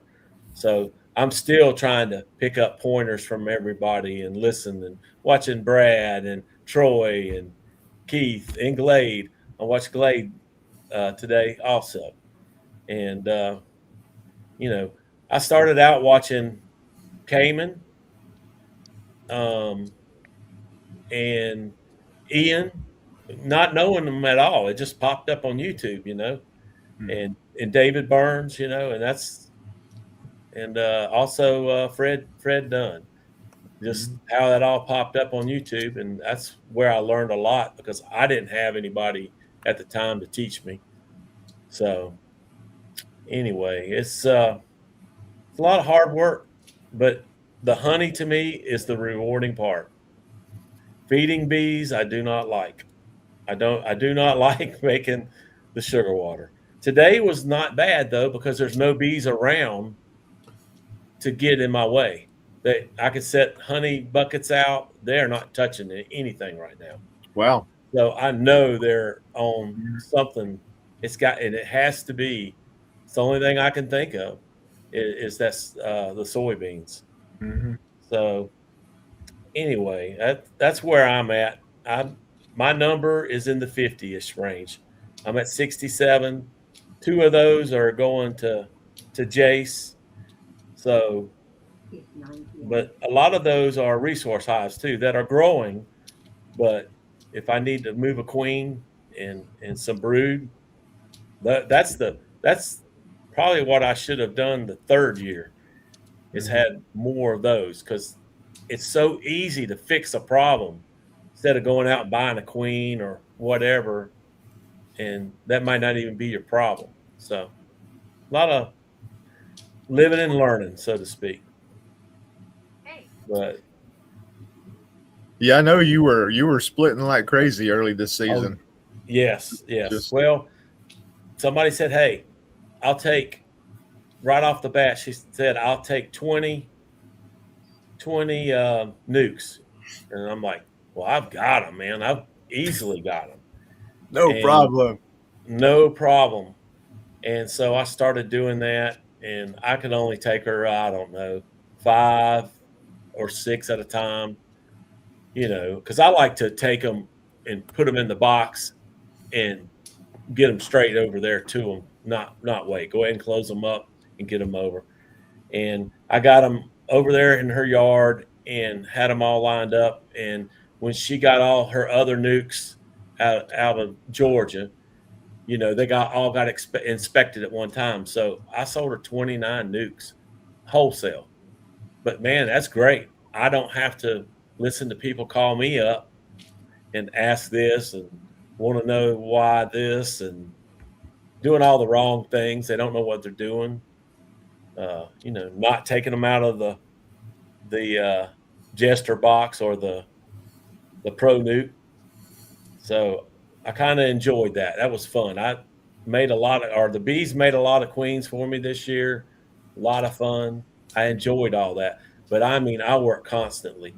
Usually, Amy, my wife, we'll go every Wednesday. We go to our booth. It's an hour away. We go to our booth and fill it up and straighten it up and do stuff. And I was sending her by herself because I was just too busy. All I could do was bees. But like I say, I still enjoy it, but I do not like 100 degrees and you're in the jeans and you don't realize until I climb on my 4-wheeler to go get something that I had 6 or 7 stingers on my jeans and now they're against my skin and you're lit up all of a sudden without a bee there, right? That's short pants weather, Clay. So, That's short pants weather, 100 degrees. I tried that a little bit. I really did. And I was pulling supers. I pulled about 10 supers, and then I hit one hive. And I had like 3 or 4 in the bend in the back of my leg, man. Yep. Hit me, and I jumped on that 4-wheeler and said, "Nope, go get my pants." That's it. I'm not going to be Brad. I go to out yard sometimes, and I keep pants in the truck just in case things go poorly. Hey. You're the man. So anyway, Shorts never works for me. I'm a Canadian, so anything over about 65, that's short pants weather. I hate putting pants on, jeans on once I get to start wearing shorts, man. I mean, I love the air, love it. I want to say something too while I'm getting to talk. JW makes some of the best cream honey I've had. Yes, Brian makes great honey, cream honey. Todd makes great cream honey, but he gave me some cream honey, and that cinnamon cream honey is the bomb for me. I love that.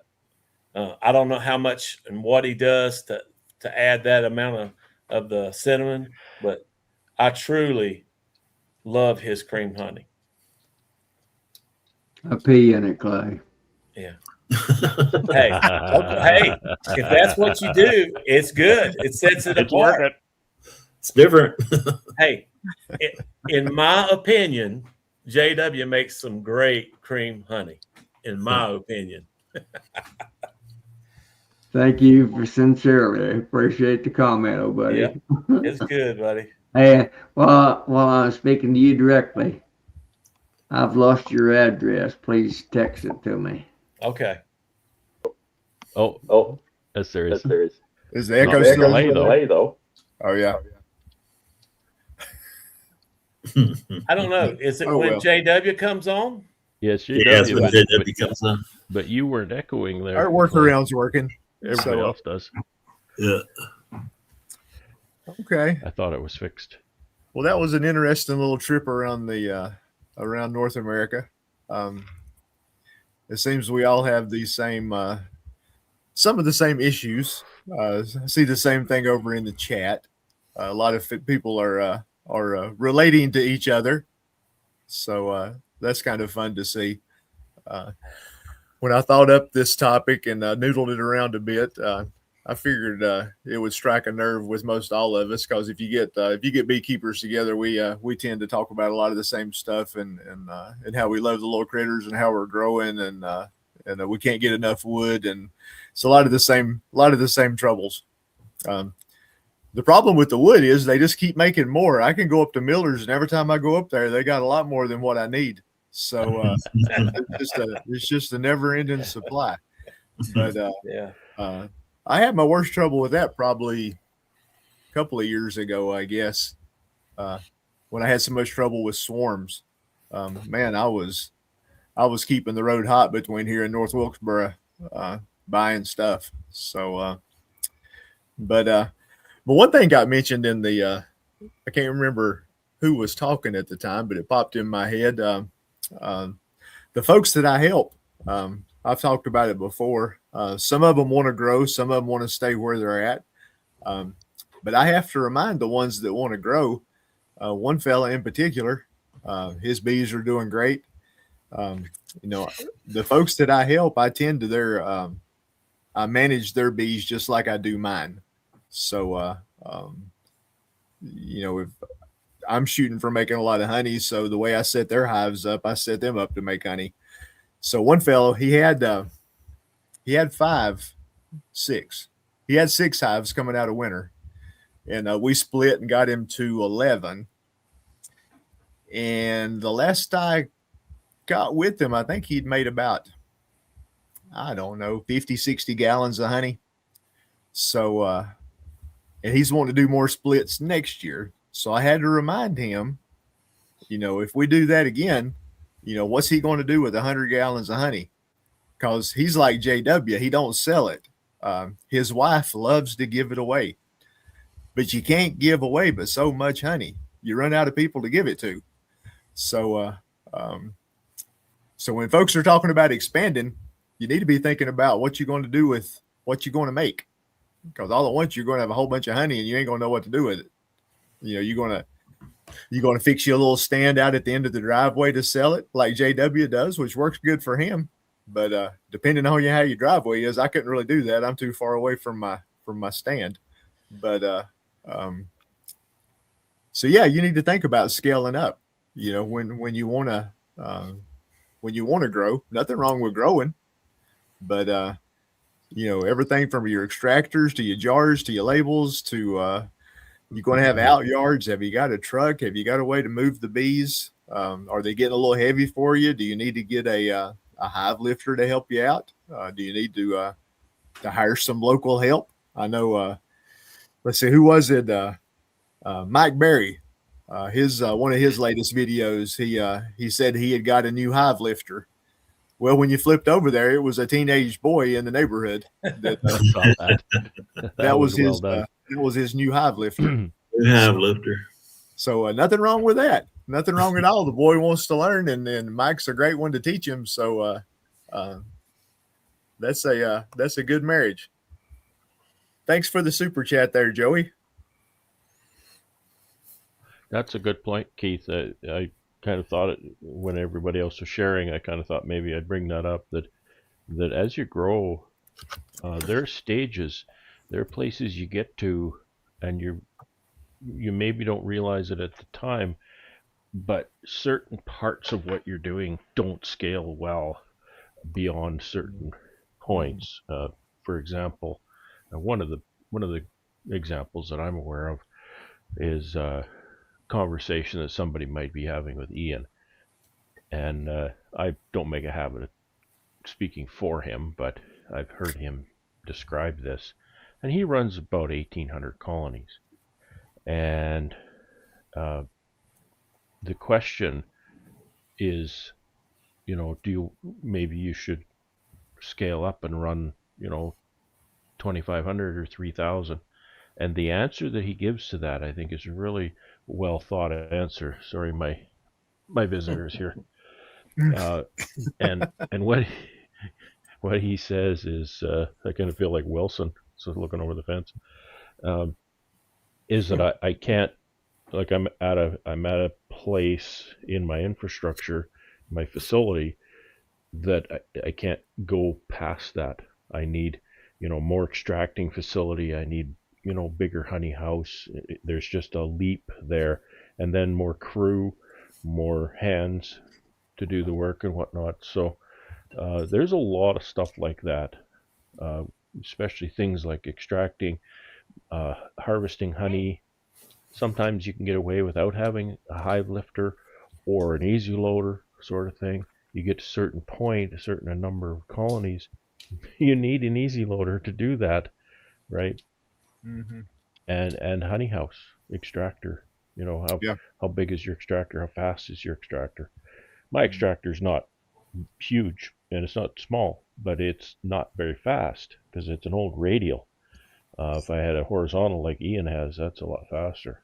So that kind of puts a damper on the size of operation I can handle. But I'm bringing my operation back a little bit, so I'm well set up in my honey house with the equipment I have now. But there's so much stuff like that. You have a solution and you try to scale your operation, you realize that solution just doesn't work anymore. And so you need to figure out or just simply buy into or go into a different solution. Yep. Yeah, I mentioned that a little bit earlier. I saw that the way I do things didn't scale well, even between 25 and 35. It just wasn't comfortable anymore. And equipment storage was mentioned. That's an obvious one, right? But sometimes it's maybe not so obvious. You can kind of get into that, and then after harvest, you have all these empty honey supers, and you think, "Oh, now what do I do?" Right now, what am I going to do with all this? We're lucky here because we're close to Louisville, and we have a market for everything that we do. I could, nukes. If I can make 50, 100 of them, I can sell every one of them. Honey, I can sell as much as I can get. Beeswax, I can sell as much as I can get. So we're lucky in that we have that, but we have a lot of people that's way out in the country, away from population and away from large cities. And we have some guys that's making a lot of honey and doing a lot of stuff, and they can't sell it. They don't have the opportunity to sell it like we do here. One of the beekeepers I bought out, the last one I bought out, was so far out. They had 200 or 300 hives, and he had to scale back because he had no way of selling that much honey.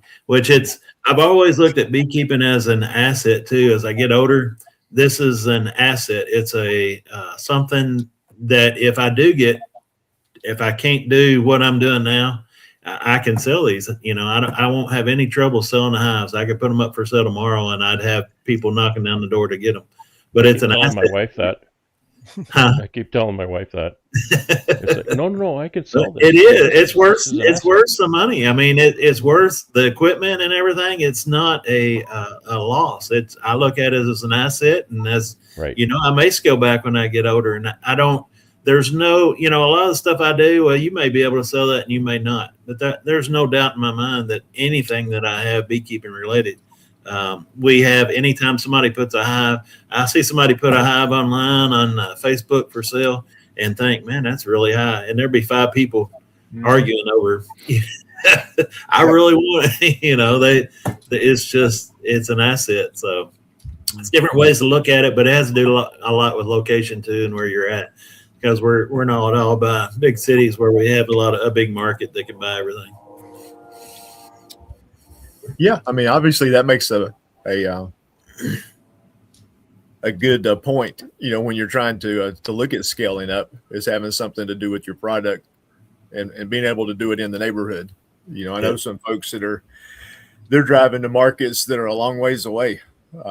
And that's just adding time. If the market's 3 hours and you're driving a couple of hours both directions, that's 7 hours.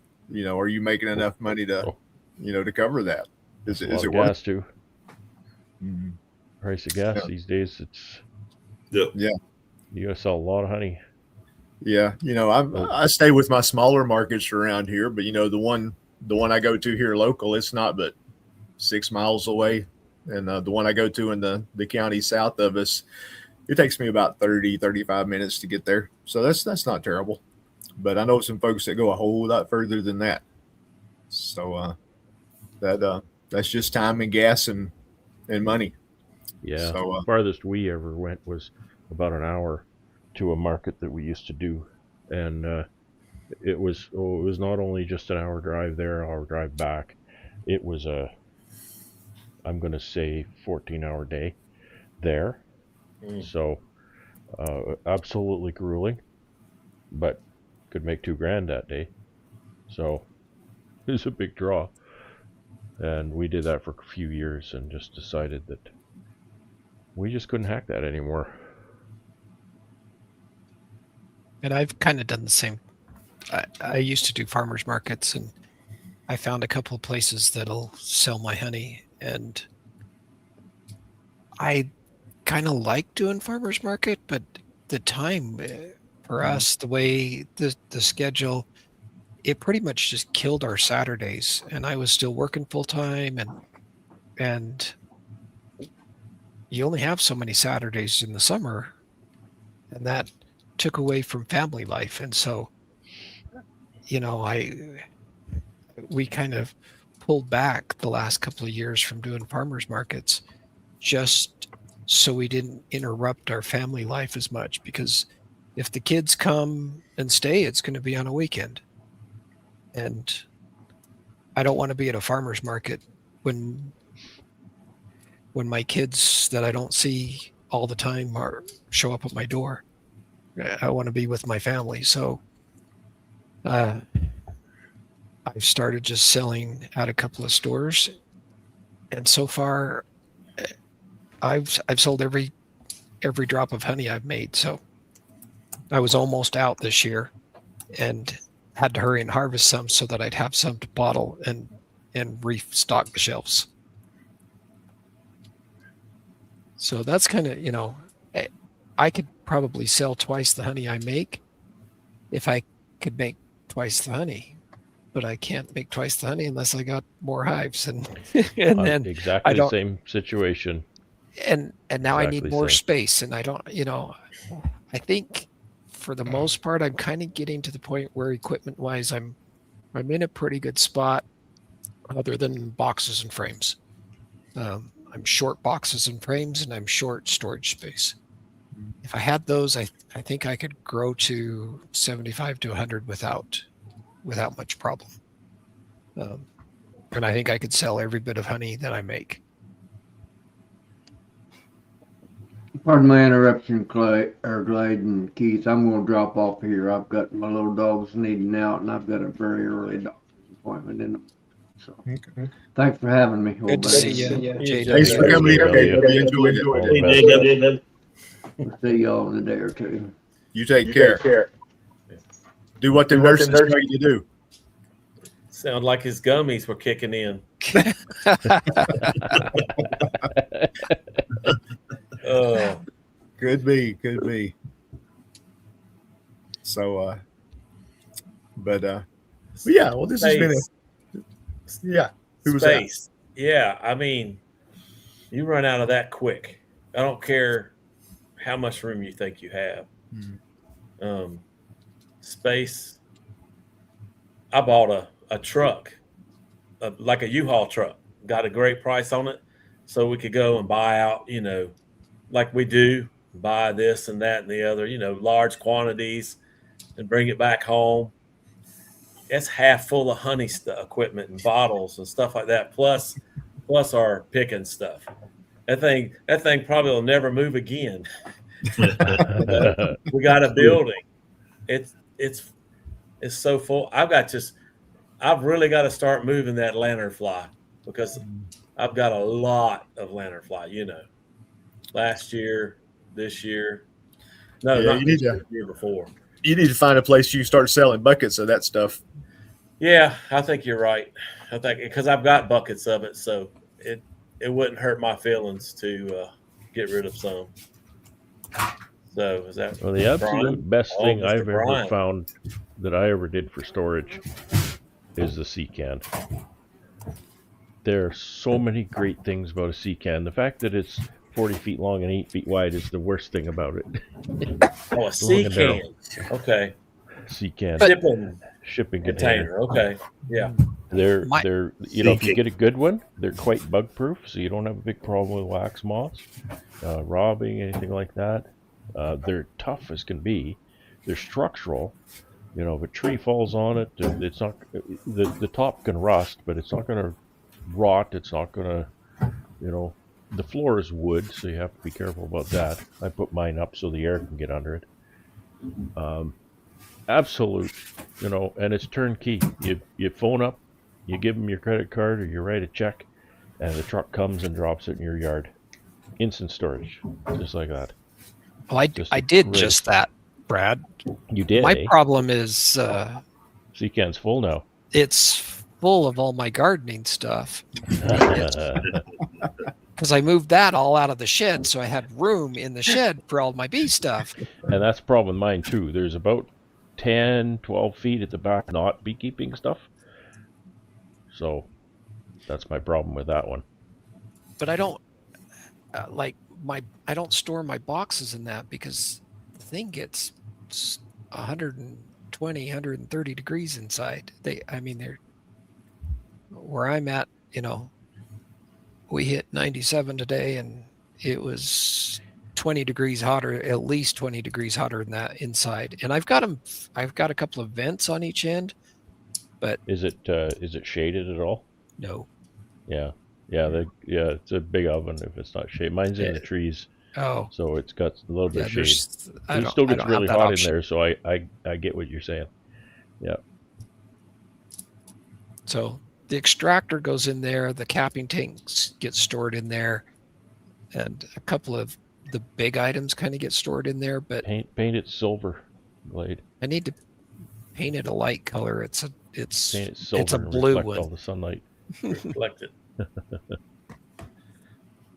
Blind all the neighbors, but it'll reflect the sun. Yeah, you'll see it from space.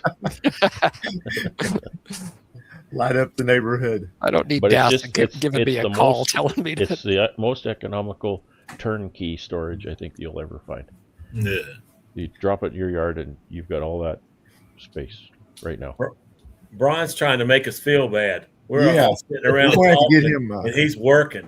We got to get him to sit down here for a minute. We've got to hear his thoughts on the what's the right number of hives, and are you? Yeah. Well, you know, I think your question earlier is, how do you find that line? And my comment, Keith, was a lot of times that line finds you, right? That line tells you where your limit was. And in fact, for me, when I started my business, when I knew I needed to go full time is when I had my worst overwintering. I went from like 44 to 25, and I was still doing half-time teaching in the fall. And I knew a lot of those colonies died because I just didn't get around to do my mite treatments on time. I knew that I had to quit my teaching job and dedicate full time to the bees because I had hit my limit with the amount of time that I had to be able to take good care of those bees. So I needed to either increase my time or decrease my bees. So of course I had to increase my time. So I also got the bee fever big with swarms. That was one of the ways I exercised my fever quite a bit. And Clay, you mentioned something like that in your comments too. I'd spend a half a day chasing a swarm down, running down the street as it's flying away. Those bees are the most valuable thing in my world at that moment when you have bee fever. Now you're like, man. I said, if there's a ladder involved, I'm like, no, call someone younger. Right. I've been 28 feet up in the top of a cedar tree, working to get those suckers down. Yeah, but yeah, I think I need to quit that. That's what a crazy person looks like right there. Uh-oh, you already know me too well, Brad. Yeah, stories like that shouldn't take long. Bye. That's what you say and walk away. I love Swarms the was never a Go ahead, thing Brian. for me. yeah. Yeah, it's interesting. Some areas are made for swarms, and some, like Brad's talked about, swarms aren't really a big thing up there. Yeah, Man, not here either. Yeah. we've bet, like, I'm a little bit like Troy, where I'm really close to a big metropolitan area, and one of the features of that big metropolitan area is really big old trees. And with those old trees and backyard beekeepers comes a lot of bee trees that you never even realize are bee trees until you put your name on the swarm hotline and you have Greg calling you going, there's another one, there's another one, there's another one. And our swarm hotline was set up so you would call the dispatcher and he would kind of send swarms out to people depending on who was available and your skill set. So if you knew them well, first of all, that helped out. And if you were available on a Tuesday, that helped out tremendously as well. So I would get to the point where I wouldn't go and catch swarms Saturdays, Sundays, because there was the people that had the full-time 9-to-5s. I'd let them take care of it. So when I called in to do the swarm hotline, I'd get a lot of those Tuesday swarms. But now I'm like, I have no right to spend a half of a day going chasing someone else's swarm. I should be spending that half a day managing my own colonies to prevent them from swarming, right? That's kind of the wisdom that comes with the bee. When you're bee rich, you think in different ways and your management practices change. When you've got 2 colonies and in September, one of them looks really, really weak, it is hard to combine them just because the math is, man, I lost 50% in one 50%. action. Yeah, but if you've got 100 colonies, I'm looking for opportunities to condense my apiary in the fall. So I have less colonies I have to go around and feed throughout the winter. For me, it's a benefit to condense my colonies. Any problems I see in the fall, I'm going to address in the fall with all those resource colonies that you guys have all been talking about. So making those bees to fix the problems that you have with bees is really important. So you get a chance to do different things. I have one yard that is a treatment-free yard that I'm playing with this year because I have enough bees to be able to do that with, right? And in a couple of weeks, I'm going to go out there and start doing some mite testing and look for a couple of gems in there. I might find nothing. I might lose all those colonies. But for me, at this place in my beekeeping journey, that for me is a worthy investment in that learning opportunity to see if I can get something out of it. But to go treatment free again with 2 colonies as a backyard beekeeper, that's just going to set me up for failure. So I think that when you get bee rich, the things you can do as a beekeeper changes. Your ability to rebound, your confidence in your ability to rebound changes as well, because you got to 80 or 100 or whatever, often not by accident, and you can replicate that, right? So man, it's fun, and I think you guys were right on. There's that line that you have to find between enjoyment and work, and sometimes it reveals itself to you, and sometimes that changes over time. I'm getting older too, and I'm not there yet, but I'm starting to think about, what's it going to look like when I can't pick up that box? What's it going to look like when I can't pick up that bucket? I'm starting to think about that now, and how might my business change? How might my skill sets need to change? Like, I envision myself sitting on a box or a bench making queens, open up a 5-frame nuke box, pulling out a queen, and gradually shifting over to a model where I'm working smaller colonies, where I can be able to do that at a much older age. So there's that point where you get to that. Okay. When you get really old, you go to all mediums. So I've heard. I'm already there. Works for me, Blade. I started out with 8 frames, so 8 frames are my version of mediums. And let me tell you, I hate working 10-frame equipment. I went to help someone with their 10-frame double deep boxes. The top box was full of honey. I had to pull 3 frames out and put it in a nuke before I could pick up that box. So I'm so thankful for my 8-frame equipment. And I imagine mediums, like a 10-frame medium is probably about the same as an 8-frame deep as far as height goes. Yeah. But Now, man, Brian, you made you and Tom were talking a little bit earlier. You made a good point too about the value-added products.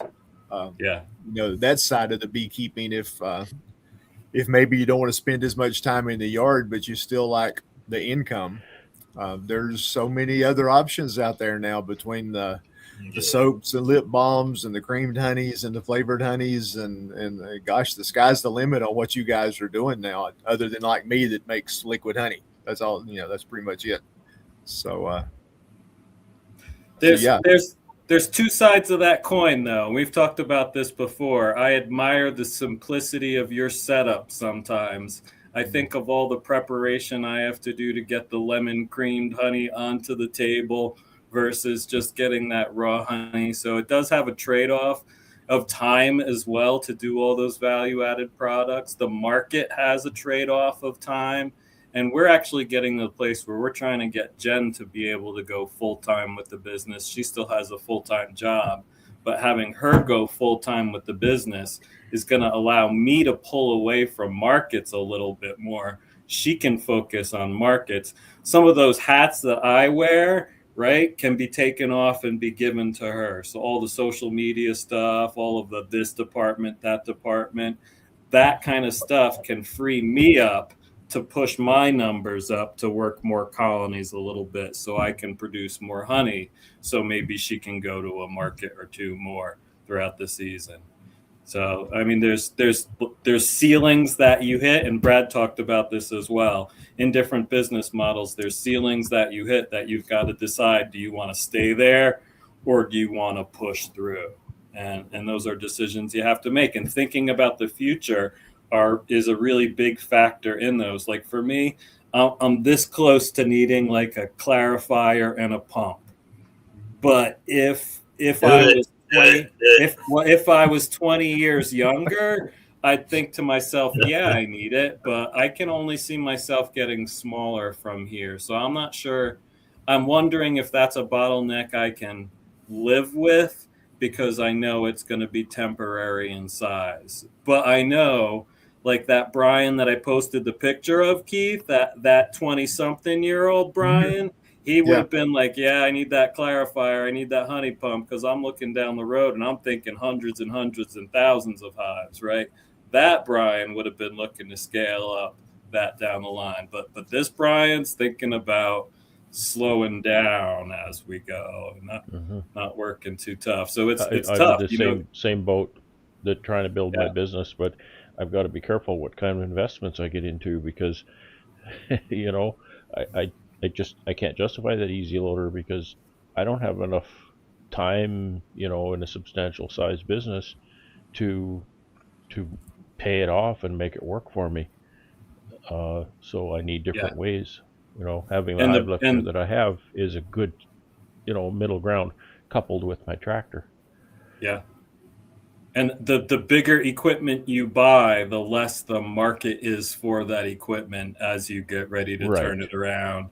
And I think generally speaking, the resale value of that kind of equipment is fairly good, but there's not many people, even especially around me, to be able to sell that $10,000, $8,000 piece of equipment. Yeah, something like, and everything has a different, you know, used market.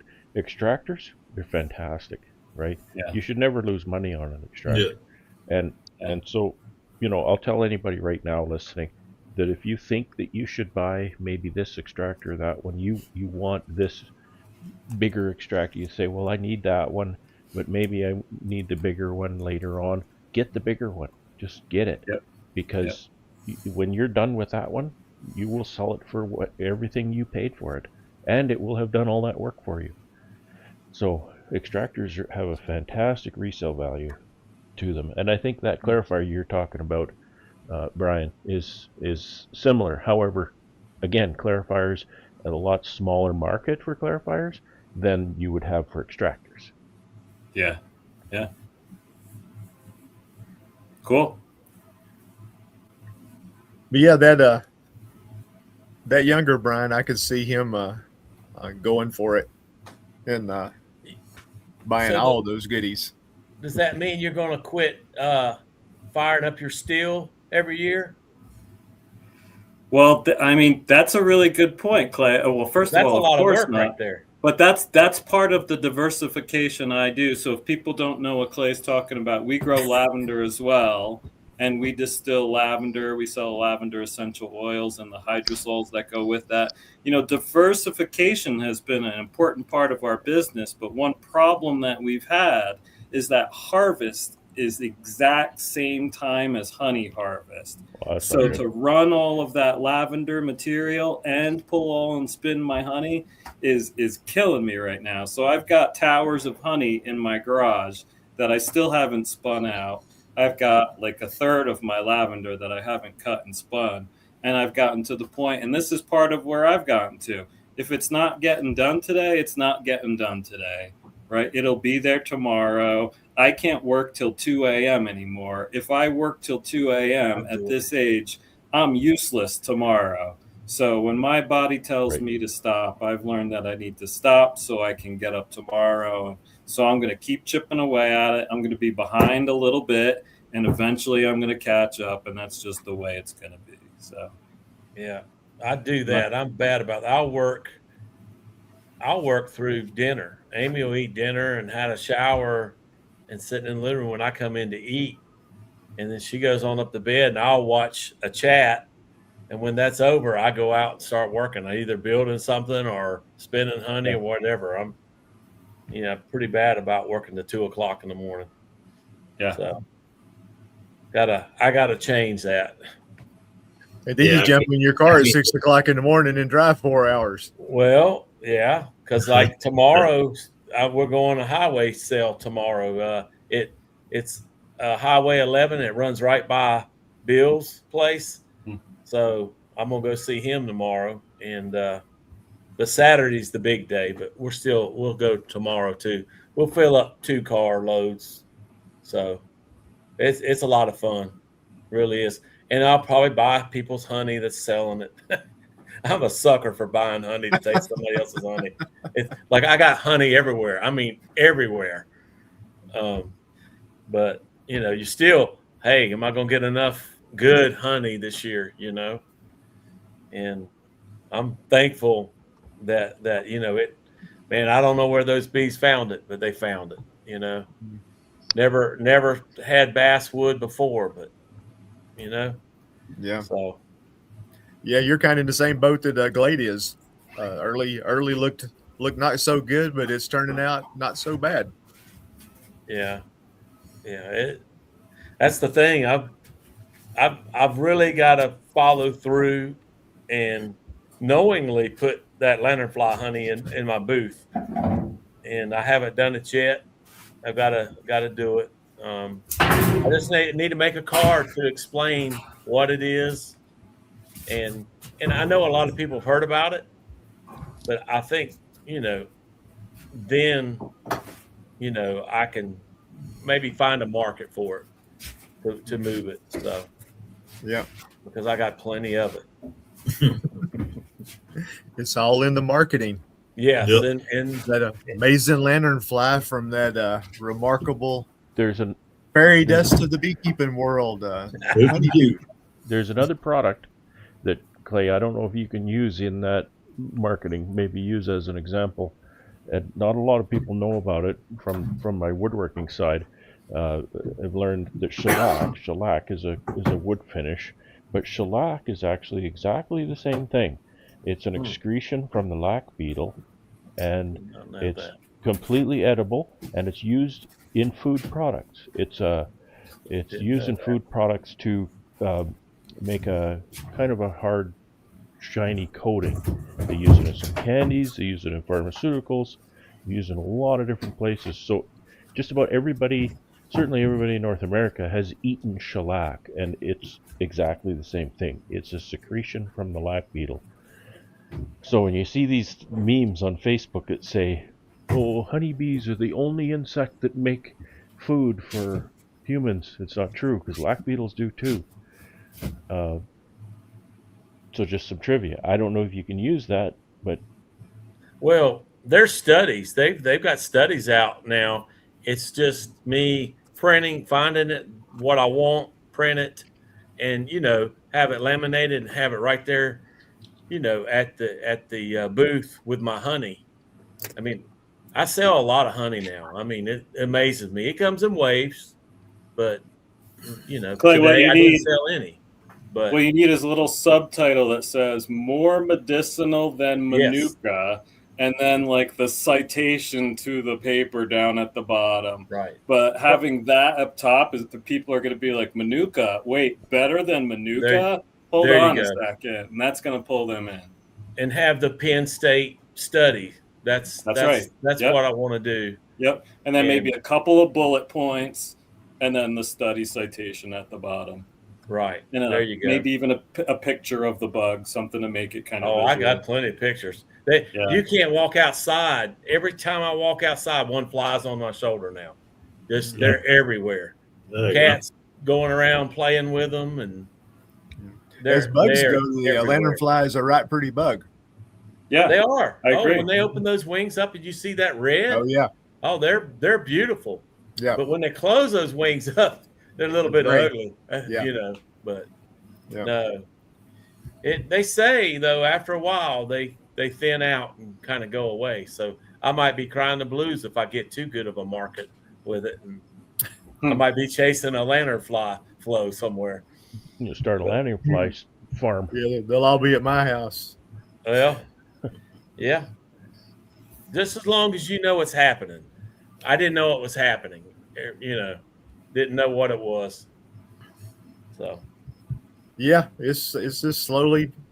Well, you were down in Kernersville the other day, yeah. and you found them down there Twice. Yeah.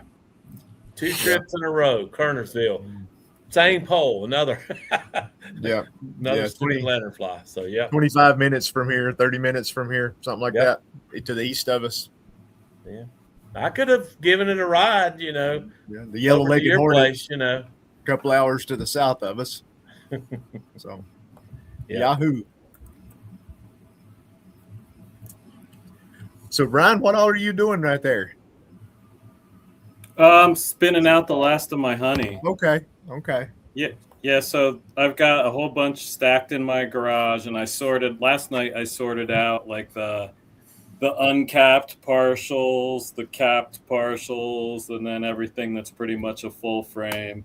So I've been spinning out the uncapped first, just to get a whole bunch of boxes out of my garage, and then I'll spin what's left. So just wrapping up the honey harvest.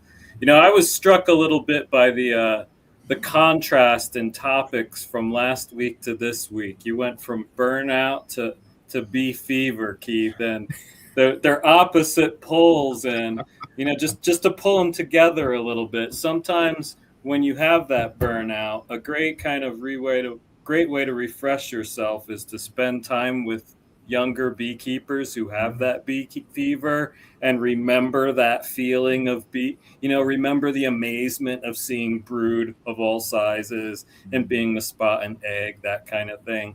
Today, I had to go out to the solar farm. Many of you know I have bees out on a solar farm. It's part of a contract I have. And part of that contract is doing some educational things. So today, a 4-H club, Glade, from not too far from you, from the Grand Junction area. So Grand Junction is western Colorado. So that's probably, 3 hours away from you, Glade? Yeah, about 3 hours. Yeah, so they came to the Denver metro area. They met us at the solar farm and some of the people from the solar company. And these were kids. They were like maybe 10 to 12 to 15 was maybe the oldest. And then the parents. And they had a little bit of beekeeping experience, which was fun because I wasn't talking about this is a drone, this is a female bee. You could have that next level conversation. So you could assume a whole bunch of vocabulary. That's pretty elementary, but you'd have to kind of talk in a different way to someone that doesn't keep bees. So it was really re-energizing just to go out and share my love for the bees and see other young people excited about their journey, and really early on in their journey too, when they're amazed by everything, and just the building of wax comb is still like a wonder in the hive. So if as you get burned out, find those bee fever people to kind of re-energize you. That's a good idea. Well, Brian, I would say I'm starting to hit that burnout phase this year, but I'm still infected. Yeah. And the market's another great to get great way to get that good energy too, because those people, they want to buy your honey, they're excited about bees, they want to talk to you about it. So for me, it takes days out of my week to not work bees to go to the market, but I do, even as a strong introvert, love that experience of being able to go out and talk to that excited future beekeeper, whether they're 8 years old or 28 years old or 48 years old. I always tell people you can still be a beekeeper. It's never too late. So those are some of the times that energize me. I get burnt out in the fall and fever in the spring. Yeah. I love having visitors in the, maybe have somebody come buy honey or something and say, hey, do you want to come see the bees? And we'll be there for an hour or two sometimes. And it energizes me, right? It reminds me how cool this is. Yeah. These people are just losing their mind because they're having the time of their lives looking at stuff that you see every day. Is just mundane almost to me. And it puts that in a different light for me and say, this really is cool. So I got to stop being such a curmudgeon about it sometimes and just, oh, this is just work. No, it's not. It's one of the coolest things you could possibly do for work. Yeah. And so we joke about it. We joke about it, Brad, but it is slightly more than picking up and putting down boxes. Picking up and putting. I think about that all the time. Picking up things and putting down things. Putting things on top of other lot, things. But it's the in-between part. Stacking things. That's right. I still love. I had a 15-year-old over at the house in the bee yard last week. Things were up in the air this week, so I didn't have him come over. But he just lives right here, and he wants to learn bees. He's always liked bugs and stuff.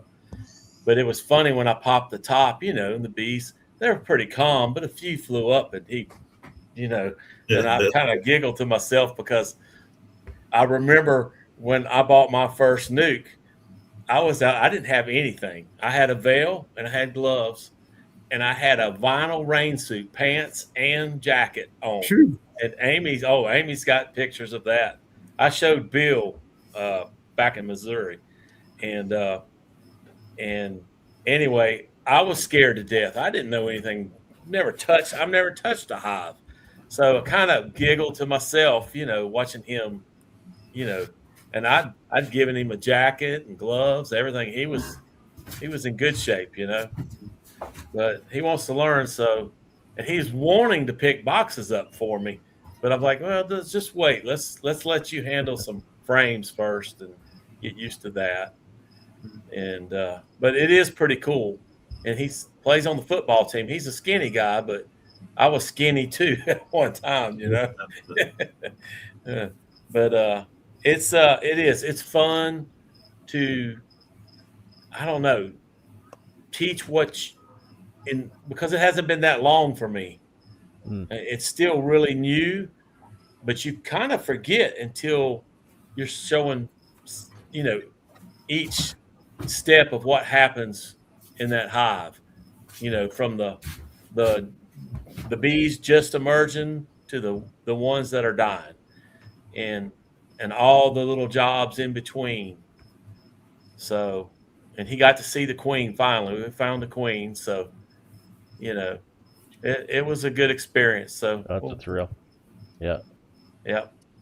So talking to kids is always fun.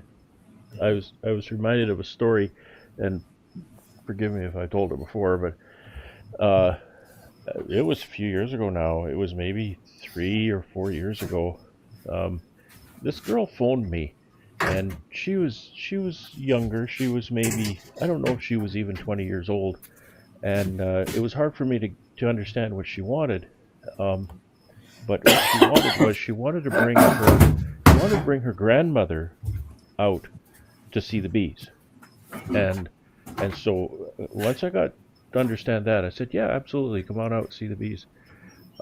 So she came out with, it was this girl that I was talking to. It was her mother, it was her grandmother, and it was the girl's brother came out. So it's the whole family, and grandmother didn't speak English at all. Grandmother, and the reason she was interested was that she used to be a beekeeper in Eritrea. She was from Africa, and she didn't speak any English, but the girl could speak both English and Eritrean, so she was translating the whole time. And there was something that happened that day. It was just, it's, my heart still jumps when I think about it. It was so cool. Grandmother wouldn't get out of the car because she's dealing with Africanized bees, or African bees, not Africanized. So she wouldn't get out of the car, and so I went, okay. And I wouldn't wear my veil because she didn't have a veil, and so I wouldn't. That's one rule I have, is I'm conscious to never be dressed up more than my guest. If my guest doesn't have a veil, I don't have a veil, right? I might be holding one, but I'm not wearing it. So anyway, so I went to a hive and I got a frame of bees and I carried it to the car and I said, here, they're not your bees. They're different. Okay, so she made her way to the yard. And so they were standing in a group, and I don't bring people right to the hive. I say, you stand back there and I'll bring you things to look at. I brought this frame of honey, and it was early in the season, so it was almost all nectar, but it was nicely filled. It was a beautiful frame, and just a few little capped cells at the top. So I carried this frame over, and I didn't even get a chance to talk. And grandmother started pointing at the frame, and she was pointing at different things, and she was talking in Eritrean. I have no idea. And she's pointing this, she's doing this, she's talking. She talked for the longest time. And when she was done, I looked at her granddaughter and I said, I'm going to tell you what she said. And I did all of the things that she did. And granddaughter looked at me and she said, that's exactly what she said. And I thought that was such a cool experience. Bee talk. Between beekeepers, I couldn't understand a word the woman was saying, but I knew exactly what she was teaching the granddaughter. And it was so funny when the granddaughter's eyes lit up and she exclaimed, that's exactly what she just said. I said, I know that's what she just said. So it really, built a bridge there between two people who couldn't really communicate. Mm-hmm. So I'll never forget that. That's a great story. Yep. Yeah, she was used to being chased around by the bees. She didn't want none of that without a suit. Yeah, no, it took a while to get her out of the car. Yeah, I can see that. Kind of like Jeremy in Texas. I don't know how he stands that. Yeah. I have one hive that this year has just been awful. It's been terrible.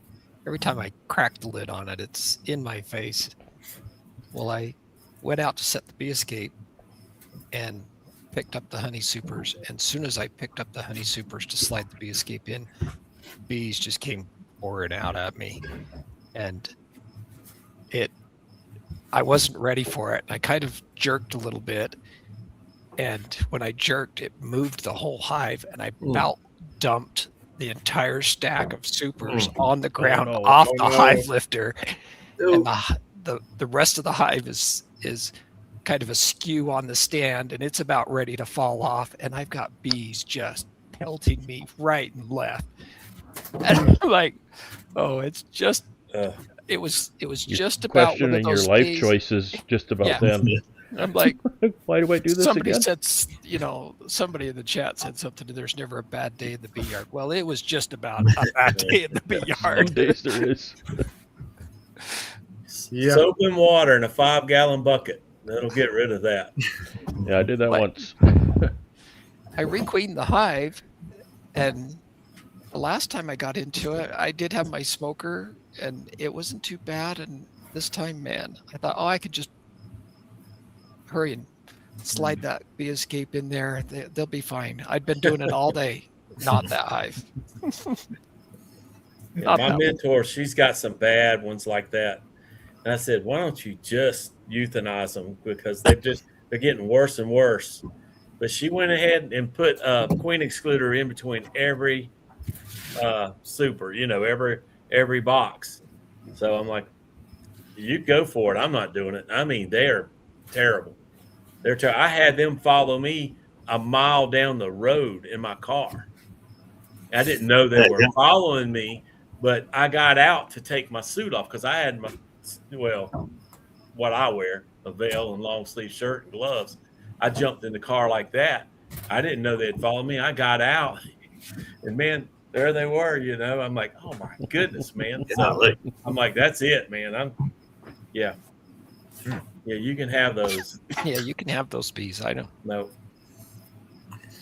Not for Anyway. me. Well, we've been in here almost 2.5 hours. Wow. So, yeah. It's like we have bee fever or something. Gosh, it must be. That's Keith's fault. I think it's I had a contagious. feeling this one would go well, because I thought it was something that we definitely all had in common, in one form or another, in different stages of it. I think it's funny. I think some of us, when we made our rounds, are still in the midst of it. Some of us have been hit with it harder and have backed off a little bit. Some of us have figured out kind of where that line is, and some of us are still looking for the line. So, I don't know that there's a formula that you can use for this. It's have to do with how much work you want to do, how fat your wallet is, and what your goals are. So that goal thing needs to be a piece of it. What are you after? You want to make a lot of honey. So if you don't want to make a lot of honey and you don't want to sell bees, you probably don't need to have a lot of hives. But, unless you just go let them swarm and drive your neighbors crazy. But that's probably not a good idea. But yeah, we'll go ahead and shut this thing down. I want to thank all the folks over in the chat, the folks that are chatting, which has been lively tonight. I've enjoyed trying to keep up with it. And all the folks that are in the background that are not in the chat, we still appreciate y'all being here. There's probably 20, 30 folks in the chat, but we've got, I think we hit close to 140 at one point, the number of folks in the chat tonight. So we had about 100 people in the background that weren't in the chat, and we sure appreciate y'all just the same. We like for y'all to be here. We wouldn't be doing what we're doing without all you good folks out there. And the panel tonight has just been great. We should give them all a round of applause. Appreciate you guys being here. Brian, I appreciate you popping back in. Sorry I couldn't get you in. I'm Mr. El Cheapo, and I've got the free version, so it only lets 6 people in at a time. It's always great to hear new voices in these chats. So when I saw it was someone new, I was like, you guys hear me all the time. Let's hear someone else once in a while. Yeah, I mean, I think that's great, Clay being in here. He's been in the chat for many weeks. And, it's good to get folks in here now. We got somebody from Virginia, a little bit further north. Not quite as far north as Brad, but he's got the lanternfly. He's got something that the rest of us don't have yet. So something different to talk about. I'll share. The resident expert, the subject matter expert. That's it, isn't it? SME. I remember that from a prior job. So anyway, I'll quit rambling. We'll go ahead and shut this thing down. Thank y'all so much for being here. We'll do it again next week. We'll try to have a good topic that folks will enjoy. And with that, we'll try to back out of this thing if I can do it without hitting any of the wrong buttons. Good night. Good night, everybody. Good night, everybody. Thanks so much for being here.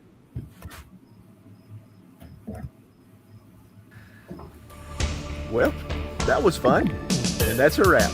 I appreciate y'all being here. I look forward to next week. Thanks to all the guests I had on my panel tonight. And thanks to all y'all for being here. We'll see you next week. Take care.